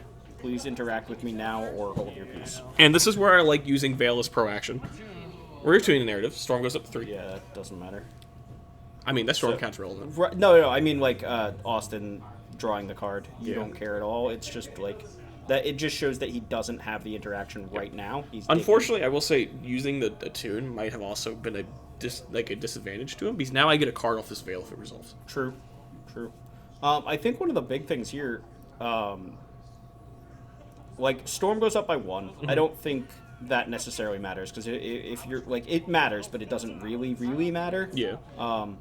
I feel like casting the tune immediately demonstrates that if he has Austin interaction... wants the most information possible. He knows that he can't beat this Veil on its own. Yeah. I don't know, it feels to me like it shows that he only has one piece of interaction, but maybe I'm just reading too much. Yep. So it looks like I see a Flusterstorm in Austin's hand. Yeah. Also could have been just trying to get Storm up for this Fluster. That's true. Yeah, with the Flusterstorm in hand, that's definitely different information. I don't draw a card, but I don't draw a card resolved anyway. No, we've cast Attune. I do draw a card. I'm a little confused here because I forgot about the Attune. If this Veil resolves, I do get a card. But the thing is, if this Veil resolves, you are almost 100% dead. Yeah. Like, looking at that graveyard, this game ends. So it looks like Austin wanted to try to tax my mana here. Yes. Yeah, So no, you just- dog. That Veil's gone. That's Yep. fine. I'm going to make you have a second one for this. Piff. Yeah. And notably, he has Snapcaster Mage here. Yep. So Snapcaster, Flusterstorm. Pretty good. What are you sitting at? Storm count of 4, no floating mana. Yep. 3 Scions and 2 lands. Yep. Yep. No, looks like we're picking up the second green source here just in case you want to Veil again. Sure. So do we just cast Past in Flames here? We can, or I believe there's a couple rituals in my hand. Okay. We can try to make the Yeah, rituals do we a bit probably better. want at least the first ritual. Ritual. Make 3 red. Okay. Each ritual is +2 mana. Each ritual is currently Dark Ritual, yes, +2. Yeah, So we're using some Scions here because we don't want to use Yep. all my red. correct. Going down to 2. Flashback Piff. Yep. So Austin must answer this Austin- Piff or die. Yeah, Austin has to do something here. So Snapcaster, Flusterstorm here. You theoretically don't have enough mana to pay for this Flusterstorm, so this should end the turn. My hand is still cards. Oh, absolutely. Yeah, that's the problem. No, I think at this point I was just looking to get the interaction out, and then I can start going back through digging. Looks like we hit another ritual, Yeah, another you- land. you Love have to see another land here. Yeah, another Ren's Resolve, so there's a ritual just hanging out. Yep. Go to ritual. Another ritual is +2 again. Do we have enough for Past in Flames again? We have so Past Flames. Yeah, we could have. No, we don't have the Past Flames. It got exiled. We flashed it back. I thought you had a second one. I'm sorry. I've not seen it at least. Okay. Just the one that you surveilled on, like... Currently, we're trying to count how many instant sorceries I've count for because I have a Ral in my hand. I've got Yeah. Show off. Yeah. That's a little awkward. Yeah, it is a little awkward that we have to count how many I have. Well, not just that, but yeah, like only instants and sorceries, so you can't count previous rows or medallions. So it's a little awkward that you have to have a storm counter tracking true storm, Yep. and you also need a tracker for Ral specifically. Yep. Looks like the Ral flips. So now I can Mind's Desire for 8 if I sure feel like it. Yeah. This is looking a little rough. This is over. So Austin's out. Is that you brick here? Yeah. So we still have an Impulse on layaway. We have 2 floating red. There's another Ren. There's another mana. It's very hard to go from here. Yep. I'm gonna So cast. flip this thing. Flip Ral. And then Austin's like, well, if you brick, 1, 2, 3. Those There's are the not grape shot. bricks. There's the grape shot on the first. There's both grape shots. Hey Billy. Hey. Would you say that those flips were okay? They were or- pretty good. Anyway, just I like the grape shot. You. Yeah. All right, Billy. Congratulations, going 4-0 this week. That's a big win for Yeah. Storm here. That's played against some good players, playing some good decks. Very excited to see what Storm is going forward. I think the format will be particularly harder for the deck going forward as people now know it exists. Yes, yeah. Storm definitely getting to come in on the back of nobody really being, well, not nobody, but like the vast majority of like a casual F&M type crowd, Yep. which is used to a metagame. You know, you And come now in here's with this this boogeyman like that's actual appeared. archetype that hasn't existed in the format in a hot minute, and just coming in and being like, "This is real, and you need a sideboard for this." Well, anyway, thanks for joining us tonight, y'all. Definitely looking forward to see y'all next week. Potente's here. I'm not going to make you smash the like button. I don't think he likes that too much. It's but okay. It's okay. But Yeah, we- Malachi theoretically joining us again next week, but if there's ever a case where either Billy or Malachi can't be here to record, I will probably be filling in. So hope you all enjoyed the video. yeah, sounds good. I'll see y'all next time. Have a good one. All right, bye.